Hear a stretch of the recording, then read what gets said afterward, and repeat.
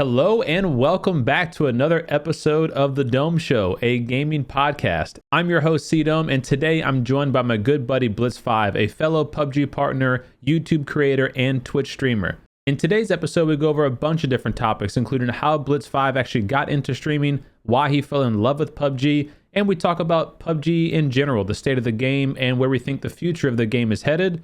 And we also talk about the state of the gaming industry, how streaming has changed over the last couple of years, and a number of different topics along the way. If you guys are listening to us on Spotify or your favorite podcast platform, please be sure to give us a high rating if you enjoyed today's video. If you're watching today's podcast on YouTube for the video version, there'll be timestamps down below. You can skip to any chapter or discussion that you're interested in. And as always, guys, we appreciate you watching and listening. If you want to support the show or support myself and Blitz, all of that will be in the description, links to our social media, etc. And with that out the way, you guys enjoy today's episode. See you in the next one. And I see we're both rocking PUBG merch too. Shout out. Yeah. Are you? I didn't know. Oh, 5-year anniversary. 5th anniversary. Oh, cool. Yeah. Is that the partner hoodie you got? No, this is something I bought off jinx.com a long time ago, but I do have that badass. I was going to go upstairs and wear it and be like a douche because I wear it on stream sometimes. I have that tiger jacket that they only sent to Danu and like Wacky Jackie, the one that's in game. How'd you get that? It was like a couple $100s on the website and there wasn't that many of them. And I was like, I'm not going to buy it because I'm like, it's like $300 or something stupid. And when I had my baby, I'm pretty close with like CC and I was close with Andy and all them. Right. They sent me my son PUBG baby clothes and they sent me that jacket and a big thing when I had my baby. No shit. I was like, get the fuck out. Dude, that's freaking cool. Yeah, that's pretty cool. Hey, they didn't send me anything when Stella was born. R.I.P. It's connections, dude. Yeah, I just met them. I met them a long time ago, you know. I don't know. I just met them through, I forget how I did, but like I just met them and I did some events for them early on. But yeah, I mean, to go on that. So I ended up getting that really cool PUBG jacket, the one that's got the tiger on it. Right. That is in game. I think a lot of people know it's like purple. It has a tiger going over the side. I have it upstairs. I wore it out the other day. I've been wearing a lot of out my in PUBG public merch outside in the real world IRL because I want to see if somebody will say something to me. I've only had 2 people say something to me about PUBG, and one time I was recognized out in public. No. One time from the stream. Yep, one time. So someone local in Jersey? No, I was in a casino in the Mohegan Sun. I go there. Well, I'm gonna like dox myself, but I'm in Jersey, but I go to this casino in Connecticut a couple, once in a blue moon, and someone messaged me on Twitter and said, yo, were you just at the Mohegan Sun, like at this area? And I was like, yeah, they're like, I saw you, but I didn't want to say anything because I know it was you. But so the person didn't come up to me, but that was my only I mean, that's close enough as like being noticed. Yeah. Yeah, it was pretty funny. And, obviously I'm a smaller streamer, smaller community. So that was a crazy moment, but it's a small world. So yeah. Well, it'd be one thing if when I went to TwitchCon back in 2019, I think was the last one I went to. It's one thing when like someone recognizes you there because like you're at a gaming convention. It's a total another thing to be like at a grocery store and someone be like, oh shit, it's Blitz5, like totally. Yeah. It's weird. It's funny because it's not on that scale of like, obviously we're not famous people or like in the public eye. It's just funny. You're just streaming video games. So it's a funny thing, but yeah, it happened. I wear my, my PUBG shirts when I go to the gym sometimes. And like I have one that's my brother-in-law actually bought it for me. It's like just all black with the white PUBG logo, like real big. It's obvious it's a PUBG shirt. And like and sometimes I wear, I'm like, I wonder if anyone's ever gonna like not like notice me as a PUBG streamer, but just be like, oh, you play PUBG. And no one has said anything to you? Not even like a second glance, like a look, like crazy, right? Isn't that crazy? Like when you think that people would be like, oh, I played the game before. Like I think if it was a Warzone 2 shirt, I think people would be like, oh, I play Warzone. Or if it's a Fortnite shirt, like freaking. I don't know because Fortnite's so big. Like you see a Fortnite shirt, like it's just another shirt. But you see PUBG, at least we're like a more niche community. That's what I was thinking. I was like, oh, this guy plays PUBG, but they're probably thinking like, oh, this guy plays PUBG. Oh shit. Or maybe no one at your gym literally plays. Yes, but I do. My gym does have like an not an older audience, but there is a large mix of like over 50 and then like in their like 20-30 year old range. Yeah. So I mean, you'd imagine, but maybe at one point, but I don't know. Some people just don't want to talk about game stuff, so it is what it is. Yeah, and honestly, I'm not mad about it because when I go to the gym, I'm not looking to like chat with anybody. So like it's like there's nothing worse than like having like earphones in or earbuds in the middle of a set, and someone comes up to you and is like tapping you, like like my man, I'm you know, I'm in the zone over here, you know. Like no, of course I haven't been to a gym in a little while, but 100% when I was big into working out, especially if you got your headphones in, you're locked in, you don't want to be kind of exactly. Plus you're a busy man. I mean, you got a lot of stuff going on. You got work, kids, streaming, work, YouTube channel, podcast. Like I don't know how you all of it. I mean, I have no idea how you do all that stuff, man. Yeah, you do. You do know how I do it all. Doing that a little bit. But you do it all too. Level though, dude. You take it to another level. You look like one of those guys though that doesn't sleep a lot. You look like one of those dudes that just works off like 5 or 6 hours a night of sleep. Not that I like it. You ask my wife, and honestly, bless her heart, she'll let me sleep in a lot. You know, she'll get up in the morning with Stella on the weekends. Like, we went out to the Pelicans, the New Orleans Pelicans, the basketball team. Yeah. We went out to that game, and we didn't get home till like 2 a.m. and we were going to the parade all day Sunday, and so she let me sleep till like 10:30. So like, she let me, like, you know, because she knows I'm not a morning person, and if I if I'm up with like 5 hours of sleep, it's tough, man. It's tough. yeah, I get that. I'm not really a morning person either, but I've become one with the baby. My schedule's changed a lot from a late night gamer to early morning dad. Is a big change, and I took that change pretty fast. But I mean, you were definitely in a very similar situation that way, but it definitely, my son's a little older than you now, older than your daughter now. Getting into the stage where he's more active and walking around, and it's a lot more time consuming now, I would say, for sure. Is he out of the nap phase? Still in that phase. And for people who listen to PUBG stuff, they're like, oh man, but a lot of people are in our age group, you know, in my community, like throughout COVID and even now, so many people in my stream every month. Like, I just had my first baby. Babies popping up, and them COVID babies are real. And also, dude. Like the PUBG. Obviously, the people play PUBG from all different, you know, age groups and communities and backgrounds. But it does seem like there are a lot of people that are in our age group, like in for sure, late 20s, 30s, 40s. You know, dads. Like actually, another funny story. I was at Zumiez once, the shoe store in the mall, and I was like going to look. I used to buy shoes there, you know. Now I'm older. I haven't bought something from Zumiez in like a million years. I was like trying to be young again. Let me see some shoes, you know, some cool sneaks. And the girl there was like, I was wearing a PUBG thing, and she goes, "My dad plays that game," and I'm like, "Oh man, that's like no, aged you." Like, she knew like my dad plays that game. I was like, "Oh man, that is funny," but I don't know where I was going with that. But about people having kids.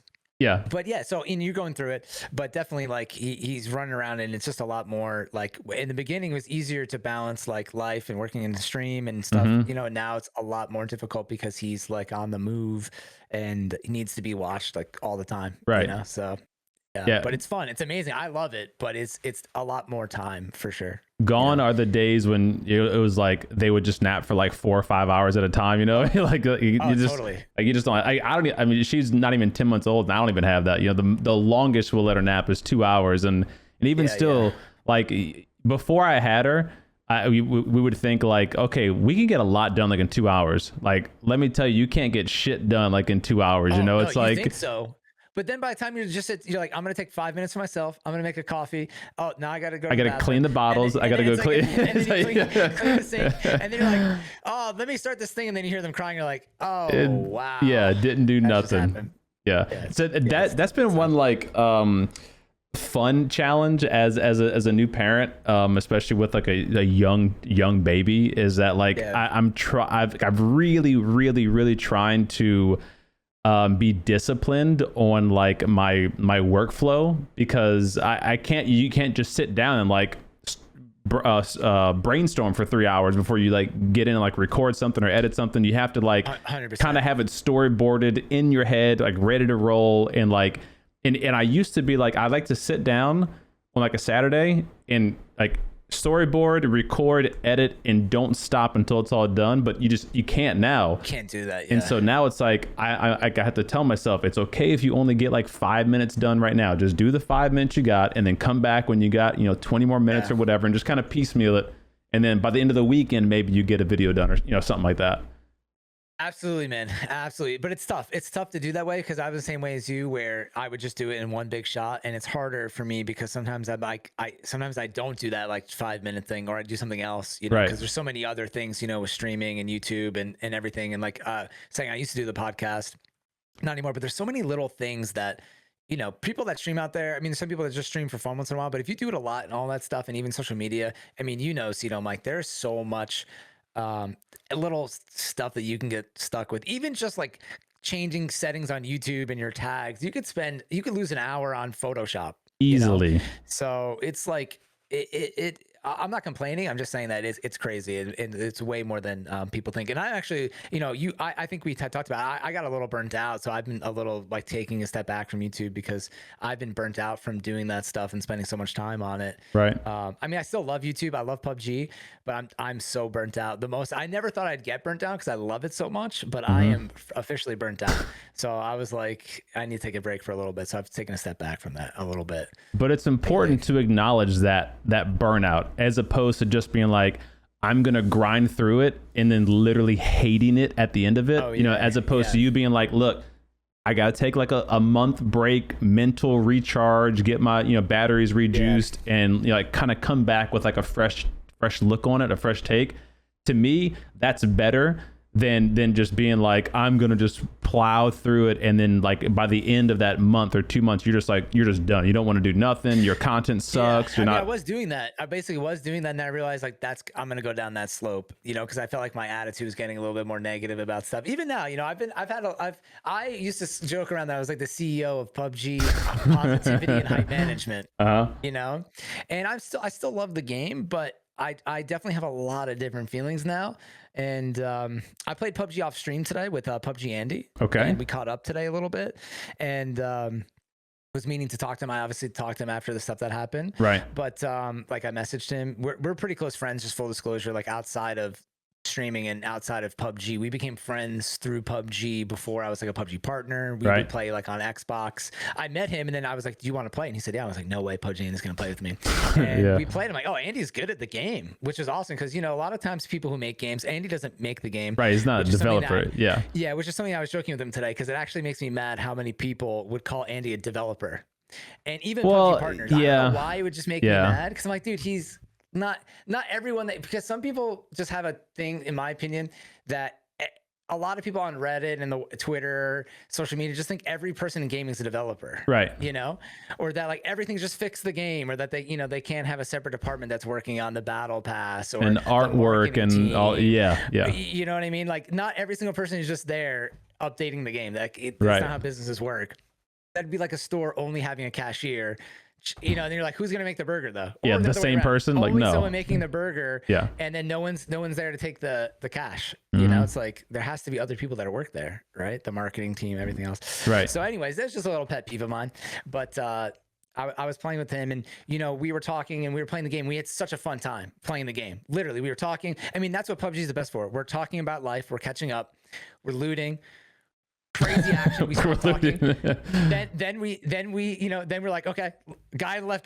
Then we go back to the story. Then we get into the end game. We stop telling the story completely, right? You get into the end game. We get the chicken dinner. We're laughing because I went for a C4. We get the win. We got a bunch of kills. And we're like, that's why PUBG is so much freaking fun, dude. You could talk trash all day long about the game. It's like to me, it's one of the best games, top 5 games that I ever played in my life. You know, for sure. For sure. It is. It's so good.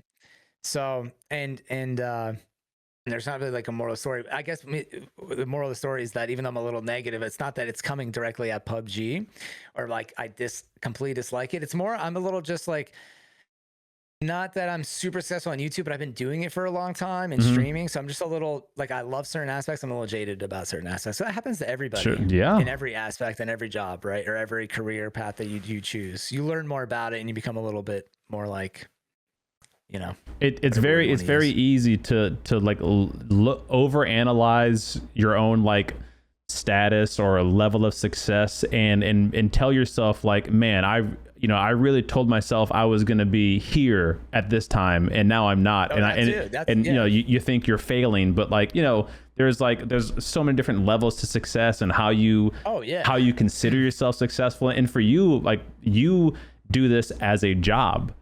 Like the streaming YouTube, like that is like your thing, you know? So it's totally different from someone who just games as a hobby or, you know, who doesn't stream at all and just games with their buddies. Like you look at it and you experience it in a totally different lens, because it's like, well, this is my livelihood. So not only do I have to have fun, I have to be growing and be successful and all. And so you take on all that extra baggage.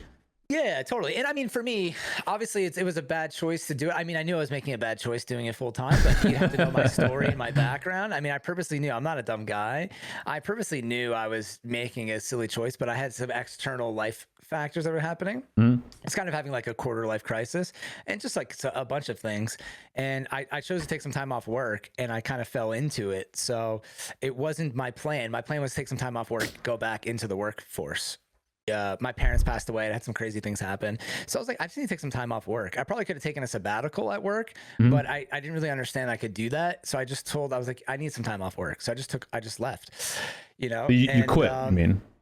Like you put your 2 weeks in or whatever. Okay. Yeah. I put my 2 weeks in. I gave them like a month or two notice, actually, because I was like, I have like a lot of stuff going on. Honestly, at the time, I probably should have handled things differently, but I was young and I didn't really know exactly what I was, I knew I just needed to take like a break. Right. I had a tough time. I found my parents both died, and I found out I had a rare eye disease within like 5 years of each other. Jesus, so dude. I'm at work sitting at my desk being like, dude, I'm going blind. Oh, this just happened. I'm like, I'm not living what I want to do, So I was pretty upset. I was happy. I was getting paid well. I had a good job. Right. But I was pretty like upset about what I was in. A lot of people feel that way, right? I'm sure people listening, like a lot of people don't love their job or the situation that they're in. So I figured I'm young. I don't have kids yet. I'm not married. Like I saved up a little money. I don't have that many expenses. I could just quit my job for a couple months and kind of just like work out, get my mental and physical health right. When you're working 60 hours a week or something, I was like gaining weight, like you have all these things that keep happening, right? Compiles. So I literally quit my job. I was running like 5K, 10Ks. I was training for a marathon. I was just running my ass off, working out, playing video games. And then I was like, oh, I could just stream, and then it led me into this world. And it's kind of, and then, things started growing, and PUBG was exciting and streaming was exciting. Right. And now this is like 2017, 2018. 2018, 2019. Okay. 2019 for me. That's why I missed you on console, because I was streaming back like in college, like in 2012, or 2011 on like Justin.tv. Nobody knew what streaming was. It was completely pointless. It was really stupid. People would be like, what are you doing? So like, no one's going to watch that. There was no viewers. And then I started seeing it when I was at work get popular again, like with Fortnite. I'm like, oh, streaming is becoming popular now, right? But like, I was working full time and didn't have a ton of time, and I was waiting for PUBG to come on console, and then I waited a while. I didn't get immediately on PUBG, so I think I missed you when you played on console. Right. And then by the time I started getting into the scene, and I started streaming on YouTube, so I was just by myself. I wouldn't go on Twitch. I wasn't part of any communities. I just streamed by myself on YouTube, and then during COVID, the YouTube streams shut down because they were only broadcasting like COVID, like pandemic stuff. What? It's actually pretty crazy. Yeah, it's actually pretty nuts. So they were doing a thing where like they weren't shutting down streaming, but they actually sent an email to the creators. They were like, we're kind of prioritizing like the emergency broadcast, which makes sense, right? This is like first. No, that doesn't make sense at all. What do you mean? They were like, it might have been an accident because they sent like an apology letter, because I would go live, right? I would go live on YouTube. No one would see me live. I'm like, text my wife, like, can you go on YouTube and see if I'm live? Not live. Like, oh, so shit. Weird. I'm not popping up live. I said they weren't pushing videos out.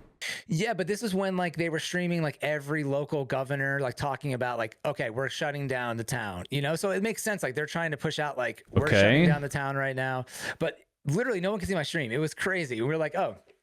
And by now I'm already full-time streaming on YouTube. So like I'm making my living through YouTube. So I'm like, this is important. I need to be streaming right now. So it happened for like 4 days straight, and everything was working. Like I'd be live, but no one would be seeing it. And if I sent the link directly to somebody, they could pop in the stream, right? So it was working. And so then I was like, I can't do this. I can't have nobody watch. So then I moved to Twitch, and then I found out that there was this huge community over there that I didn't even know about. Yeah. My dumb ass. I was just doing it like tunnel visioning on YouTube. Yeah. My passion is ultimately, I love YouTube. I just love it as a consumer. I really love YouTube. Like Twitch is cool. I love what they do to the platform, updating things. But like when I'm on my couch, I go on YouTube first. I come on Twitch to check people.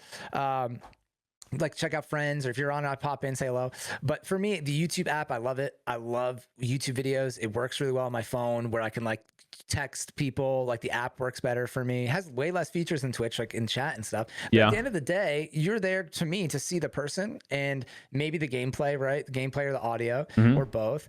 And at the end of the day, all that stuff is great, but it's like a lot of gimmicks, right? Like you don't need channel points. It's cool. You don't need all these other features. It's awesome. You don't need VIPs.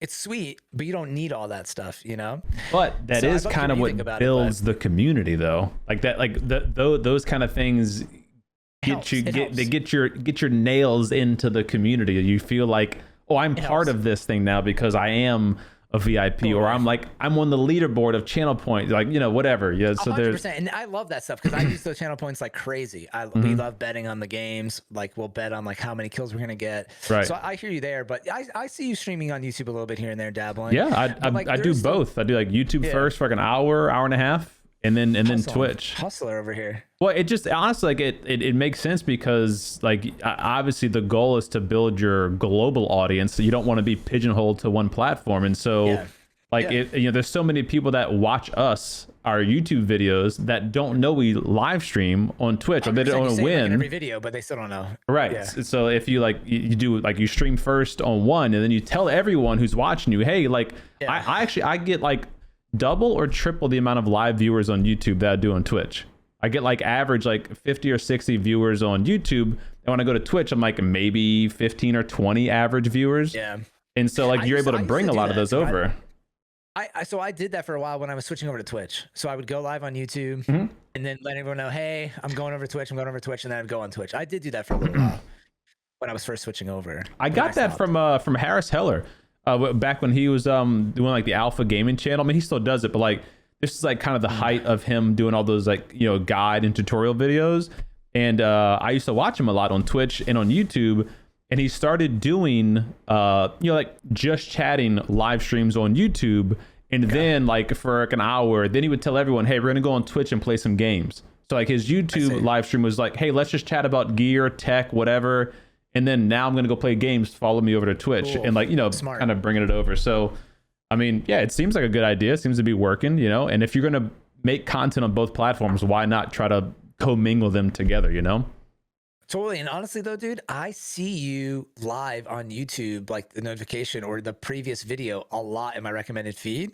Good. So, you know, I'll pop in and lurk and say hi, or, you know, people can watch after the fact. Yeah. It pops up like crazy in my feed. And I love what YouTube's doing now. Before they didn't do this, but now when you're live, it says live on your channel. Yes. Like on your thumbnail. Yes. Yes. And that's awesome, dude. So anybody who's watching, and dude, that's how I grew. So I'm not saying this to throw shade, but most people who grow, not most, I kind of have to watch my words here, but I don't exactly know what I'm trying to say here. So I'm just going to say it. Just let it out. We're good. Like, we're good. All right, obviously there's some people who grow on are just awesome, but Twitch now, so many people can stream, which is another thing that's weird about the industry. And that's not a bad thing. I'm all for like more people, the merrier. I'm definitely not a hater in terms of like, oh, this person's growing and I'm not. Like, I'm so proud of you and other people that are growing. Like, I love seeing your numbers go up. Literally, honestly, you're one of the people that I hope you become super famous with YouTube. You do such a good job. Thanks, man. Honestly, I really, there's only a few people that are like assholes that I don't like, right? But who wants to like an asshole? Nobody likes an asshole. But there's so many people I root for because I just don't get the mentality. We're all in the same boat. We're all gamers. 100%. As long as you're a good guy, we're trying to create. And I also respect you more for creating content. Not that I disrespect people for not creating content, but like at the end of the day, anybody can turn on a game and stream. Streaming isn't really streaming. Streaming is playing video games. Right. It's what you do after that. That's like, are you talking to chat? If you're just sitting there, you know, not talking in chat the whole time, you're just playing video games with your webcam on, right? Which is fine. Some people want to see that, but like now it's when I first started streaming. No, they don't. No, no, they don't. Right? Like the top, like shroud. Even then, I don't even know, right? Yeah, even then, they're fully engaged in their community. Like the idea of someone watching a let's play stream where there's no webcam, no nothing, just like nobody's interested in doing that these days. I don't think so. But the gaming industry is also changing like crazy because before you had to have so much technology to stream. Right. And also I think there was a bigger barrier in who was really good. Oh, yeah. Because like way bigger barrier of entry. Now the barrier of entry is nothing. Oh yeah, but even just to game, like before, I feel like I could go into a game and just like destroy an average player, like in Call of Duty, because the player base, like gaming wasn't as big as a hobby now. Oh yeah, I see what you're saying. Gaming is getting just bigger and bigger and bigger. Now everyone's sweaty. Everyone's sweaty. And I think Yeah. COVID actually COVID kind of effed up the gaming industry in every which way possible. So that happened. Everyone was home. Everyone realized you could just easily stream. So everyone's streaming. Right. Then everyone's gaming a lot. Then everyone's good at gaming. And then after COVID, I think everyone's just like, the veil has been lifted that like, oh, if you just play a lot, you kind of get better. Right. So not for everybody. Obviously, some people are going to be naturally better than other people. And then now that COVID's over, the big wave of gaming and all the spending is down. Plus, like, there's something going on in the video game world where people are feeling uninspired with new games. And I'm a big, like, I'm an ex-finance person, so I love stocks, and I am invested in all the video game stocks, unfortunately, because they've all done shit lately. Well, hopefully you got in before they were at their peak. Huh? You got in early. Yeah, I mean, well, some of them, like Activision, I bought in for like $500 when I was just out of college. Jesus. So I got a crazy price in 2012, right? Okay. But like, and then as I got older, I put in more money, but then eventually at my job, I wasn't allowed to invest in stocks anymore, so I couldn't invest. Oh, insider trading. Okay. So I don't have that many holdings, so that's not funding my lifestyle, unfortunately. Right. But if it blew up, it'd be awesome. But so I do hold, when I was younger at work, I was like, oh, I made, I have an extra $500,000. I'm going to throw it in EA. So I ended up $500,000. No, 500 to 1,000. Okay, that was the most casual 500,000 I've ever heard in my life. No, half a mil. I just throw it in the like okay. No, my dad's Jeff Bezos, so I understand. Got it. No, so every time I saved up like a couple $100s, I would throw it in like EA or Take-Two. So I ended up just owning all this, the gaming stocks. Not a lot of money, it's just for fun and mostly just to learn, right? Like I like that stuff. To me, it's interesting. It is fun. Yeah, it is cool. And it helps me because I used to have to research the companies at work, so I like looking at them and stuff. But the video game industry is just not doing that well in general. I mean, they're still making money, they're just not doing as well as they used to. And then now you see like companies are getting rid of esports, and then like now all the companies are like kind of just doing whatever they can to make money. So then, like everything's just going straight gambling. And now I think like people are just realizing that. So like while the gaming companies are trying to claw back and make money and do all these crazy techniques, it's kind of like backfiring. And then they're not really making new games because there's like the Marvelization of gaming where like it's just Spider-Man 9, like how many freaking Maddens can we make, and I know this is another tangent, but it's all I love hearing your financial takes on this stuff, and seriously it's like one of yeah, go ahead. There you go. It's all related. So it's like gaming is kind of a bubble, I think, and it's still really popular, but the bubble kind of like burst, I feel like, in a certain aspect. Obviously, gaming is huge. It's a huge industry. It's bigger than movies and music, I think, combined or something crazy. Like there's some crazy statistic. Gaming industry is out of control. Obviously, it's different because you're paying $60 per game, and so the numbers get higher quicker than buying like a CD or something. A lot of stuff's free to play these days, though. That's the new meta, is free to play. Yeah, but it's just so, to me, I'm not saying the video game industry is falling or it's dead or PUBG's dead or any of this stuff, but something changed, and I felt it because I see it, dude. People in esports, a lot of people like a lot of esports stuff kind of collapsed a little bit. Yeah, a lot of the orgs did. Yeah.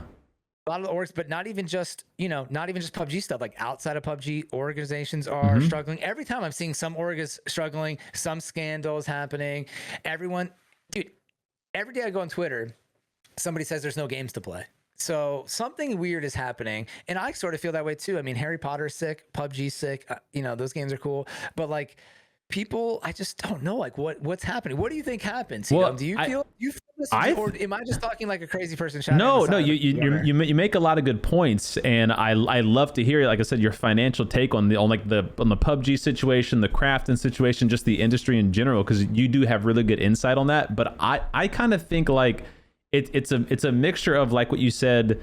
The scene blew up, the gaming scene blew up. Everyone's playing video games, and then we're so like, we as like a society, we're so fixated on this like, give it to me now, give me that new thing now. Like just like 2 days ago, there was a couple people commenting on a video about the next Survivor Pass. The previous pass had just ended one day before this comment was made, and they're already saying, CDome, where's the next Survivor Pass? I have nothing to do in the game. And like, it's been gone for a day, and like we can't just enjoy the game. Like we need something to like get us going, you know. So like I feel like we kind of lost that mindset of, I'm gonna play PUBG today because I enjoy PUBG, or I'm gonna play Apex because I enjoy Apex. It's like we want something to grind for, and like we need that, like that gratification of getting that next loot box checked off the list and getting whatever, you know. Like, so I feel like something happened there where we expect that now.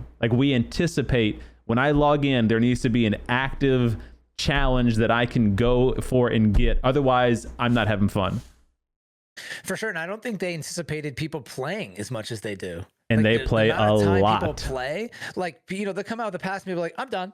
Yeah, like the first week, people are done. I'm kidding, but like, you know, I'm exaggerating, but yeah, it's crazy how much time people play. And that's a whole nother thing too, you know. Like I play full time, but people who know me know that, like, you know, I can stream 2 hours and play one game of PUBG. Sometimes I don't play one game until an hour and a half in. Yeah, you're just chatting and like doing whatever. Yeah. I can't just grind the game like other people. So I am, you know, in a different category. But you play TPP. So. Ooh. Oh wait. Ooh. I like FPP. First of all, set the record straight. I prefer FPP. I love FPP, but that's you fine. know how it is. Consoles, I understand. TPP. I understand. There's nothing wrong with TPP, guys. It's a fun mode. It honestly is. It was a good way to get into Battle Royale, but like I've always said, to defend myself 1,000 times, growing up, I would much rather play Unreal, Call of Duty, Halo than any kind of Gears of War or third-person shooter. I never enjoyed that as much as the first-person shooters, you know? But you can't sit there and say that you don't appreciate a good Gears of War or SOCOM experience. Poof, of course. I mean, you know, there's something about third-person that is That's fun. Great. It is. Oh, yeah, SOCOM. Even some other games back in the day. There was one, even like, wasn't Ghost Recon? Ghost Recon was third person. Yeah. Great game. Yeah. You know, I brought this up many times on stream. That isn't it crazy that do you remember playing Ghost Recon as a kid, like on the original Xbox, and it basically was just what PUBG is now? Yeah, 100%. Did you ever play those? Like, where Ghost Recon went to like Call of Duty status with like drones and stuff. If Ghost Recon just chilled out and made the PUBG version of Ghost Recon, right? I feel like it would be awesome. But gaming developers also don't want to make games like PUBG though. You know, that's why we don't see copycats, because the gaming company is not going to see it. I don't know. Like, but I think there's like I know everything comes in waves. For a while, the meta was super open world experience. We saw The Division. We saw Ghost Recon Wildlands, I believe it Destiny, was. Destiny. So like this big open world experience was like the meta for a while, and then a lot of companies are steering away from that. Then the meta was the battle royales, and we saw hundreds of battle royales. Some stick, and some like were gone in a weekend. True. The next meta, what appears to be the industry, what they're gearing towards, is the looter shooters, the extraction shooters. So like the Escape from Tarkov, Frontier, Dr. Disrespect's new game, Dead Drop. Like that's like.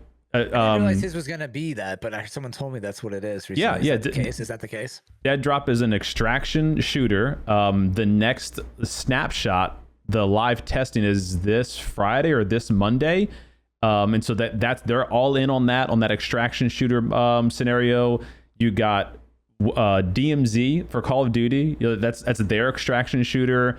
Battlefield tried it. The Hazard Zone, it was, you know, iffy, but like you can tell all the developers are like this big think tank, and they're all going towards the same thing of like, okay, the next thing we're going to push is extraction shooters, and like that's what we're going to see next for the next 3 or 4 years, maybe. I don't know how long. I just don't know. Are people? I've heard mixed reviews. Have you played those games? I haven't. Have you not played an extraction shooter before? No, but explain to me, because like I played a little bit of Vigor, and then I played a different game like where you have to go in to get the loot and then you leave with it. Is that an extraction shooter? Yeah. So in essence, an extraction shooter is a battle royale, with the exception of it's usually smaller player counts, and you don't actually have to kill everyone to quote unquote win. You can kill everyone and then you get out with all of the gear, but you have like a specific task list of things to do when you go into the map, and you can either go right for those task lists and try to, you know, find loot, interesting items, unique items. You can kill bosses, get their expensive loot, and then try to escape without ever engaging with anyone. But at the same time, there's other players that could be roaming around, hunting you down, doing the same thing. So I think the extraction shooter meta is very interesting because there has to be a fine line they need to find with it. Like Tarkov is very, very hardcore. If you've ever watched a Tarkov stream, it's like a couple minutes here. It's very hardcore. Like your character like runs out of breath. You can't ADS the whole time. You have to like walk, slow down, stop. It's like you have to drink water. All those kind of mechanics are in the game. Not interested in that. I trust me. I understand it. It's a little too extreme for me. But the core experience of when I play, like when I get on for 5 hours and I'm playing PUBG, I could have a bomb, like 25 kill game of my life, the best game I've ever played. And what do I get when I'm done that 25 kill game? Literally nothing. I get bragging rights. I had a 25 kill game. I hope I recorded it, you know. But like after that, there's nothing that I take with me into the next game or into the out of game experience that's like fun and exciting.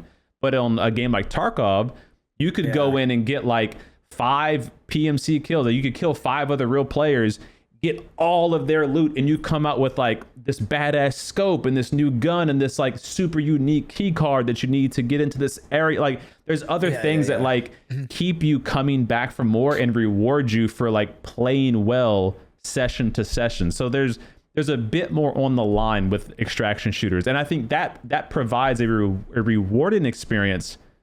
But there is definitely a point to where it's too much for some people. Like a lot of people don't want to go in their big looting inventory and move stuff around for an hour and a half to fit stuff in their backpack. That's not what they want to do.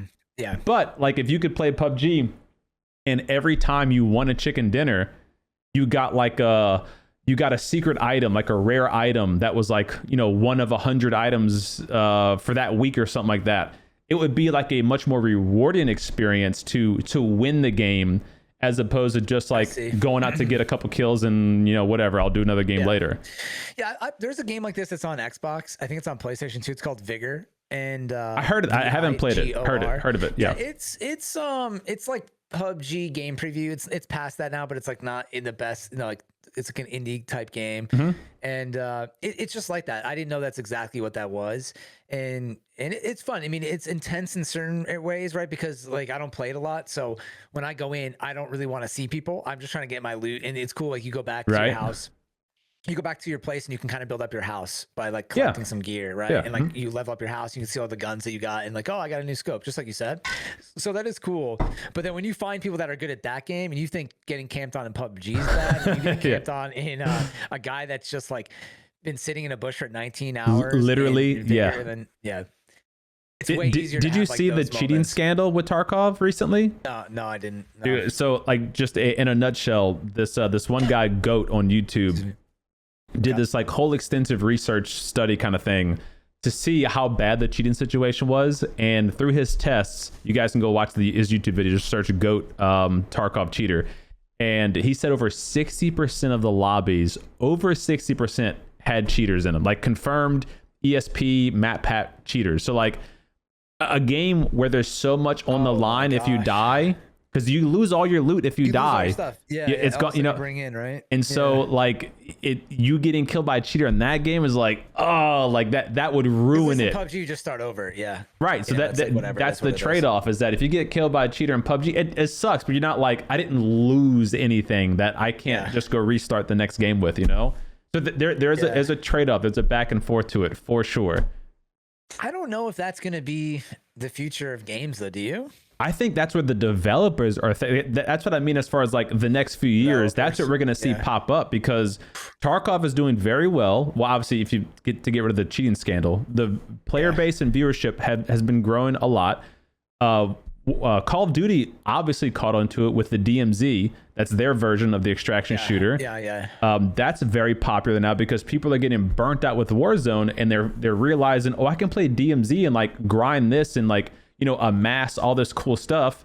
Dr. Disrespect's game's gonna come out, and whether whether you agree with like their whole like NFT take on the game or whatever, it's if a game has Dr. Disrespect's name on it, it's going to get a lot of eyes on it. You know, like whether or not the game's good, who knows? Yeah. You know, but like that, and if that blows up, all the other indie developers are gonna be like, oh, we need to cash in on that too. Let's do our version of extraction shooter. Because like you saw all the battle royales pop up. Like there was like literally 100 battle royales pop up overnight. You know, and it made sense. I mean, it was the biggest change in gaming, like shooter gaming, in 20 years or I don't know, 10, 20 years, whatever you want to say. And so that, I think that's what the I mean, hell, we didn't even mention the freaking what's PUBG's or Krafton's game called?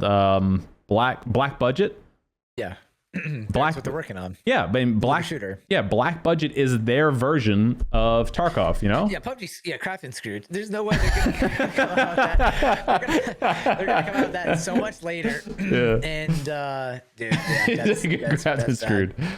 Okay, they're screwed. Maybe, but if they time it to where they can come out near Dead Drop, you know, Dr. Disrespect's game, you automatically get attached to that publicity, and you know, you got an alternative.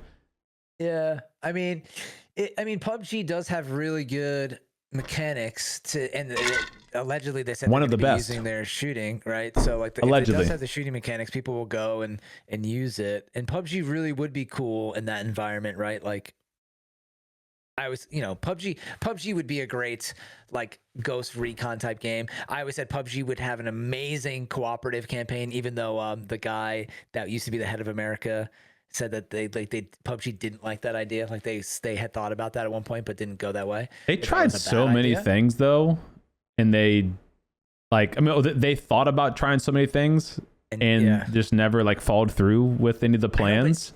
Just like I would have loved to just talk to some people there because and just see what a meeting's like, because they didn't have training mode or any way for people on board. They're like, wow, they struggled for years with no issue. The issues getting people on board, right? And no story, and that's what story mode does, or cooperative mode does, right? But they're like, no, we can't do cooperative mode. But imagine some amazing cooperative mode, right? Where you have to like push compounds, take out the compound, keep pushing, or anything, right? They already have all these maps. Make it a story mode, a cooperative mode on that map, or even defend the compound mode or horde mode or something, so people can learn how to play the game. And it took them, 4 years, whatever it took to get training mode, right? Which nobody even uses, like those like shooting. I mean, you use the shooting modes in actual training range, but you remember that like tutorial thing? Yeah, like, I know the 15 steps of tutorial thing. Like it is useful, like but nobody's gonna go through that. Very few people go through it, I should say. Yeah. So anyways, that's just like a little tangent back to PUBG. But do you want to talk about some PUBG stuff? Yeah, let's talk about some PUBG stuff. Is there anything like specific you want to talk about PUBG stuff related? What can we talk about? Well, so officially we have the roadmap dev talk coming out this Saturday morning. So if you're listening to this, you'll probably hear it. You'll probably hear this on Tuesday or probably Wednesday. So this Saturday, the 18th, March 18th at 1 a.m. CST, PUBG will be live streaming, and us PUBG partners, myself and Blitz, I'm sure you're probably going to do the co-host. We'll be co-hosting the Dev Talk roadmap for 2023. And that's where we can expect to see, them announce a bunch of things that they are going to be releasing soon, and things that they plan to release throughout the rest of the year in 2023. They've done this every year. They did it in 2022 with the roadmap, where they talked about like Kiki and Destin, or I guess Tego and Destin. They did it in 2021 where they talked about tactical gear and all that stuff. So we can expect to see and hear, some pretty big changes in that roadmap. So I'm excited as hell for that. That's going to be really cool. Are you? I definitely am excited to hear the roadmap. I want to see. Good for you, man. I want to see what they're cooking up. But let's talk about. No, I'm excited too, man. It's just for people. CDome said the correct time, but it's technically Friday night, right? It's because it's like it's technically, you said it is March. It's 18th, Saturday 1 a.m. But it's Friday. It's like for most people, that's still Friday night. You know what I mean? You don't want to confuse. I just don't. I'm just helping a brother out there that stays up late and might get confused on the time. So this Friday we'll be streaming, and before the stream's over, the dev talk. It'll turn into Saturday, and we'll do the dev talk. Yeah. So, yeah, and if you're in the UK, it's going to be Saturday morning at 7 a.m. If you're in the UK. Must be nice. How about that? Yeah, must be nice. Honestly, it must be nice. But honestly, dude, I remember last time. Again, I guess me getting burnt out. They started doing these reveals before it was just like a letter video on this website or whatever. And then during Destin, they did it live stream. Right. And I think I co-streamed it. I think we were allowed to co-stream. Yeah, we were. Mm-hmm. I remember they had Dave Kurd and Andy were like on the side, and they were like touring Destin. But then they said they were going to play Destin, but it wasn't available, so they played Erangel or something ridiculous like after the live stream. Yeah. And then they did the Vikendi reveal, which to me was like a disaster. It was like the worst reveal. I stayed up until 2, I streamed it from like 2 or 4 in the morning. Then I rated you and was like, bro, that was wild. Yeah. That was a wild experience. The only thing we got out of it was like the bears were maybe coming and like some other stuff. That was just so wild to me. That was like an assault on my time. And I felt pretty frustrated about that. And so then I saw this thing at 2 a.m. again. I was like, am I really gonna do this? Like and that's the thing, dude. So I would do anything for any event for PUBG, and now I'm questioning, like, am I really gonna stream at 2 a.m. to like have a weird dude? Remember every time I remember them all. I remember every time you do an event, we DM each other. You did. We're like, it's like in Korean the first like 10 minutes. Yeah. Like, okay, so like, listening, they're translating a million, languages, which kudos to PUBG. It's not easy. I mean, I'm doing a challenge right now, CDome, where I'm going to be the first person in the galaxy to get a win in every language in PUBG. Okay. And I'm like halfway through it right now, and I'm going to make a compilation video. Is that where you were changing your language on your UI? Yes. Yeah. Okay, because I never asked you, but I saw you doing that. I was like, what the hell is he changing his language for? So, turns out some of the languages, because I wanted to see when you get the winner chicken dinner, it actually says it in their language, not all. Okay. Like for some reason, like I guess some, maybe some language doesn't translate, but like in Korean it says winner chicken dinner, but like in Spanish it says like ganador something Cena. Like, it's pretty cool. So I want to have a compilation of all the different languages. So I just thought it'd be, obviously I was joking about first in the galaxy, but I might be. No, you probably will be. I don't think anyone else has thought to do that. Yeah, it might be. I have weird thoughts, but so but going through all these languages makes you think about how much work a company has to do. Again, going back to employees and just the devs, they have to hire out, probably contractors. Every single freaking update, dude. Every new little thing in the game. Yeah. If they add the word "the" into the game, they have to have a contractor go in and translate it into 20 or 30 languages. They just need Chat GPT. That's all they need is Chat GPT. That, dude. Just tell Chat GPT to translate into every known language and then boom, spit it out. Boom, done. But think about it. It's like, the Spring Fest. They had to translate the Spring Fest into 20 languages. 21. So it just makes me think about that stuff, and is there 21 languages? You just that was a Drake 21 Savage. 21. Yeah. 21. I got you. But so anyways, when me and CDome were on these broadcasts, so kudos to them. It's tough. They're translating to a million different languages, but it's like they always go like click English to hear the translation, and everyone's clicking English, and it's just nothing happens. Still. Yeah. Like, and then they're like, and we're announcing the biggest thing ever. And you're like, and then it's like the internet connection goes out, and you can't even see it's like a meme. But I understand that it's also really hard for them, and I give them kudos. And again, crafting while they are a public company, they're still not.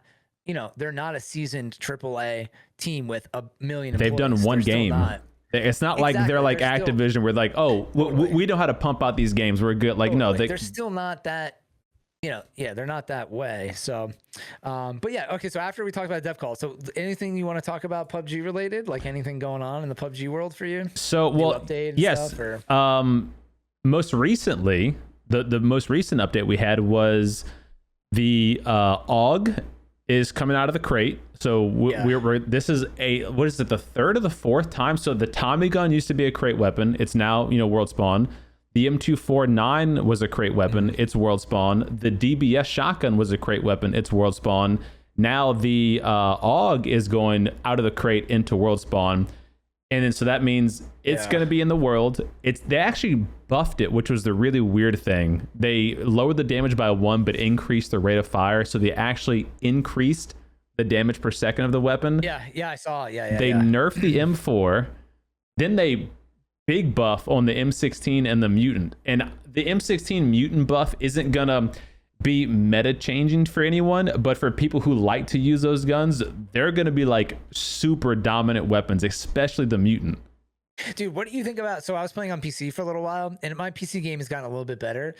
I think the mutant is going to be insane on PC because of the clickability. I was clicking the mutant, like ripping through the mutant mag in like very quickly. I say this, if you watch my stream, you're gonna be like, okay, so I'm gonna get it. But that gun is one of the only guns that can 2-tap a level 3 helmet. Yes, full health. So like, you have all the data. It's like the only gun that can, only AR that can do it. The only AR, yeah, and it does 2 rounds burst like instantly, and now you can spam spray this thing. Like if you can learn to control it, it's going to be a deadly weapon. Yeah, I just think on PC, people can probably not already control it, but it's going to be more deadly on PC. I think sure. It's going to be wild. For sure. The thing that I don't understand with in terms of the update is, and PUBG does this a lot. This is a trend for them. They do like multiple changes at a time in an effort to balance the game, and what they end up doing is basically seesaw effect. They take something that's like, oh, this is OP, we're gonna nerf that and then buff that, and then the other thing is OP. You know, so like with the AUG, bringing it into the world is enough on its own. You have to nerf that gun because it was the best gun in the game. It was the most it was the most consistent assault rifle in the game, bar none. Now they brought it into the world, gave it a slight nerf with the damage and the bullet velocity, but then buffed the rate of fire. And if that wasn't enough, then they nerfed the M4. So like, now the clear choice is the AUG, where before, if they would have just nerfed the AUG a little bit, it would have been like, what do I want to use today? Do I want to try the M4? Do I want to try the AUG? But if you're one of those players that wants to min-max, you know, the quote-unquote best stuff in the game, you're going to pick up the AUG. Totally true, man. I mean, I have 2 different thoughts on that. I'm trying to think what the first one was. The first one, well, first the AUG, well, I guess we'll say the M4. The M4 is only 1 damage nerf, right? So it's not the end of the world. But I think they're trying to make the AUG the barrel of the 7.62. And before I get into that though, I will say that PUBG's done a pretty good job of balancing the game, right, over the years. Like they don't do too many. You're right. They always do, like, they can't just do one change. They have to do like a bunch at a time, and it just flips it. Yeah. But like there's games like League of Legends where like every 2 weeks or a month they're like changing a champion or something, right? And then the whole meta is like changing, you know, and you're like, dude, they're just like making this person stronger, this person weaker, this person stronger, this person weaker. PUBG's done a pretty good job, like other than the shotguns, like, which aren't so bad, and the SMGs, like the game's pretty balanced. Aren't so bad. Like, so like I would say PUBG's for a gun game is very balanced. What? Before this update, you don't think so? No, not even close. Well, you can use an SMG. SMGs wreck up close. Shotguns, they wreck everywhere. Okay, the SMGs need the limb damage gone. Yeah, but at the end of the day, you still see most people running an AR sniper rifle or AR DMR, right? More than SMGs. Good players. An SMG didn't even pop up on the top used weapon chart of September. That I reshared that chart the other day on Twitter. Yeah. The pie chart. No SMGs popped up on that list at all, or shotguns, right? There's a reason for that. Statistically, so like SMGs feel broken when you play against them, but statistically they're not being used as much. That doesn't mean they aren't broken though. True, but PUBG's brain, like, think about this: the VSS. The VSS is the strongest TT time to kill gun in the game. That's not a crate weapon. Okay, is that true? Okay, all right. Yeah. At least it was in before this update. Okay, it's the fastest time to kill out of any gun in the game. Doesn't get used that often, but it's the strongest gun. That's not a crate weapon. Okay, interesting. So like, you're saying from a pie chart. From a pie chart, they're like, and that's what they do. That's how PUBG does decisions. They just look at it and they're like, the data, and that's why people are like, dude, that's not the data, but it is the data, right? Like the data is SMGs are bullshit because of the limb. I hate that too. I hate getting killed by like, you've a Groza 3 gear, you peek and someone like 2 taps your arm and you die. You're like, right? How did that happen? You know, like you just get that's not balanced. It's not balanced, but like in terms of the data though, it is, because they're looking at the wrong data. The data they need to look at is how many bullets does it take to kill a target. So in that aspect, it's not balanced, which I agree with you. But in the terms of how many people are using it, it is balanced, and that's the data that PUBG looks at. For some reason. It's the same thing for the shotguns. Like that, they are the most broken item in the game for sure. They are, but it's just an up close sniper rifle. So after the drop, people don't want them unless you're just memeing. So but it's not an up close sniper. You can like 50 meters away shotgun somebody with a choke, and like the whole thing is like the shotguns. There's no penalty to movement, so you can jump, peek, like you can pixel peek, and you get all of your damage out in an instant. And that's why it's exacerbated more in PC, because you guys have like a quicker mouse. Yeah, because people like spamming it. Yeah. It's not used as much on console. But okay, so leaving that aside though, so it is weird that they nerfed the M4, right? It doesn't make sense. Just leave it the way it is, because the number one, for people listening, the number one gun used in the game as of September 2022, so like 6 months ago, was the barrel, right? And then the M4 after that. Yep. And then the Ace, right? And then the Ace, yeah. And then the AK was pretty high, not super high, but the AK, like 7.62 clearly dominates. The SLR is really high up as well. So Mini 14 is terrible. Yeah, what I'm thinking that Mini 14 is best gun in the game. I just don't get why it's not like the biggest pie chart, honestly. But so in my head, I'm looking at the data and I was like, PUBG is basically, so for the longest time, I knew they were coming out with another 5.56 AR, because there's been 3 7.62 ARs ground spawn everywhere, only 2 5.56 guns, right? There's always the M4 and then either the SCAR, QBZ, or G36C. Right. So if you do the math, there's each weapon class has a burst gun, right? Mutant and M16. 16 mutant, so if you just like balance it out, PUBG's a very balanced game for the most part. Like there's only been 2, so it makes sense that they'd add in a third. Right. So they make the FAMAS crate, they bring the AUG out. So I think what they're doing is the AUG's already strong. It's going to be the strongest gun, which I think the barrel is the barrel the strongest? The barrel will still have a higher DPS than the AUG, but the AUG is for sure going to be easier to control. But what I'm saying is the barrel stronger than an AK per damage bullet. I don't know if it is. But what I'm saying is I think the AUG is going to be the barrel, because they're making it strong and shoot fast. I see what you're saying. Strong and shoots fast. Yeah. The M4 is going to be the Ace. Okay. And then the SCAR is the AK. Boom. Equal. That's what they did. They went and said, in their head, that's equal. Okay, gotcha. Head, they just balanced it, because the SCAR is the AK, right? Easy to control, slower shooting, right? The M4 is the Ace, has all the attachments, shoots faster, easier to control, like roughly easier to control. Right. And then the barrel now is going to be the AUG. Boom. To me, so like, they just the K2, the G36, and the QBZ. They can't, dude. They're only on that. They're like, oh, they're only on that. I mean, I understand the logic. I understand the logic. No, yeah, that's like decent logic. And the FAMAS is the Graza in the crate now. It only takes one attachment, you know. Yeah. So like, your comparison makes sense. That doesn't mean. That's what I think they went with. That doesn't mean that's how they should approach the like. 100%. So you made the comment of, was it League of Legends, about the balancing changes or whatever? Yeah. I play Smite a lot, and they do a similar thing where like every season they're actively trying to change the meta. They're trying to change what people default and go with. I don't think that's a bad thing necessarily. I think that is actually good for the game, because it keeps players like thinking about what they're picking up. Like when they did that with the attachment change. You know, for the longest time, PUBG was stale in the attachment market. Oh, that was the worst. Just it was the obvious. You get the vertical grip and the compensator, and you're done. But now with the most recent attachment changes, it actually does kind of make you think like, all right, well, do I want to get a thumb grip for the faster ADS speed, or do I want to get the half grip for horizontal? Like, it really kind of makes you think about your attachment choices, you know. And that's a fun part of the game while you're looting, finding that right attachment that you really like, you know. So I think that's good that they're changing the meta. It just doesn't make sense when they make a change that is such a clear answer to what the new meta is going to be. It in my opinion, it should be like, well, what should I use? Totally right, you know, like it kind of takes some time. Take some time to figure it out. But that's a good point. It's a good point. Like, they're basically just telling you now, this is it. Yeah, like there's no question mark. If you have a 5.56 weapon, the FAMAS is going to be the one you want to drop it for in the crate now. If you have an M4 and you see an AUG, well, you're going to want, unless you just happen to spend a few $100s getting the new Phoenix M4 contraband skin. Or me, and I max my progressive skin for the Halloween M4. Yeah, and then they come out with a Phoenix one. Yeah. But do you think the 1 damage is really going to make a difference? I mean, like, it's the rate of fire. No, right, yeah, makes the most difference, because 1 damage doesn't really change anything. Ultimately, none of it matters. You could use a scar and nothing. You would not know the difference. Where it's going to matter is for the players who are really trying to min-max the game. Those players, because like, if you and I are battling, let's just say we're equally skilled, and you're just having fun. You got the scar because you have a fun skin for it. You're just vibing out with the boys.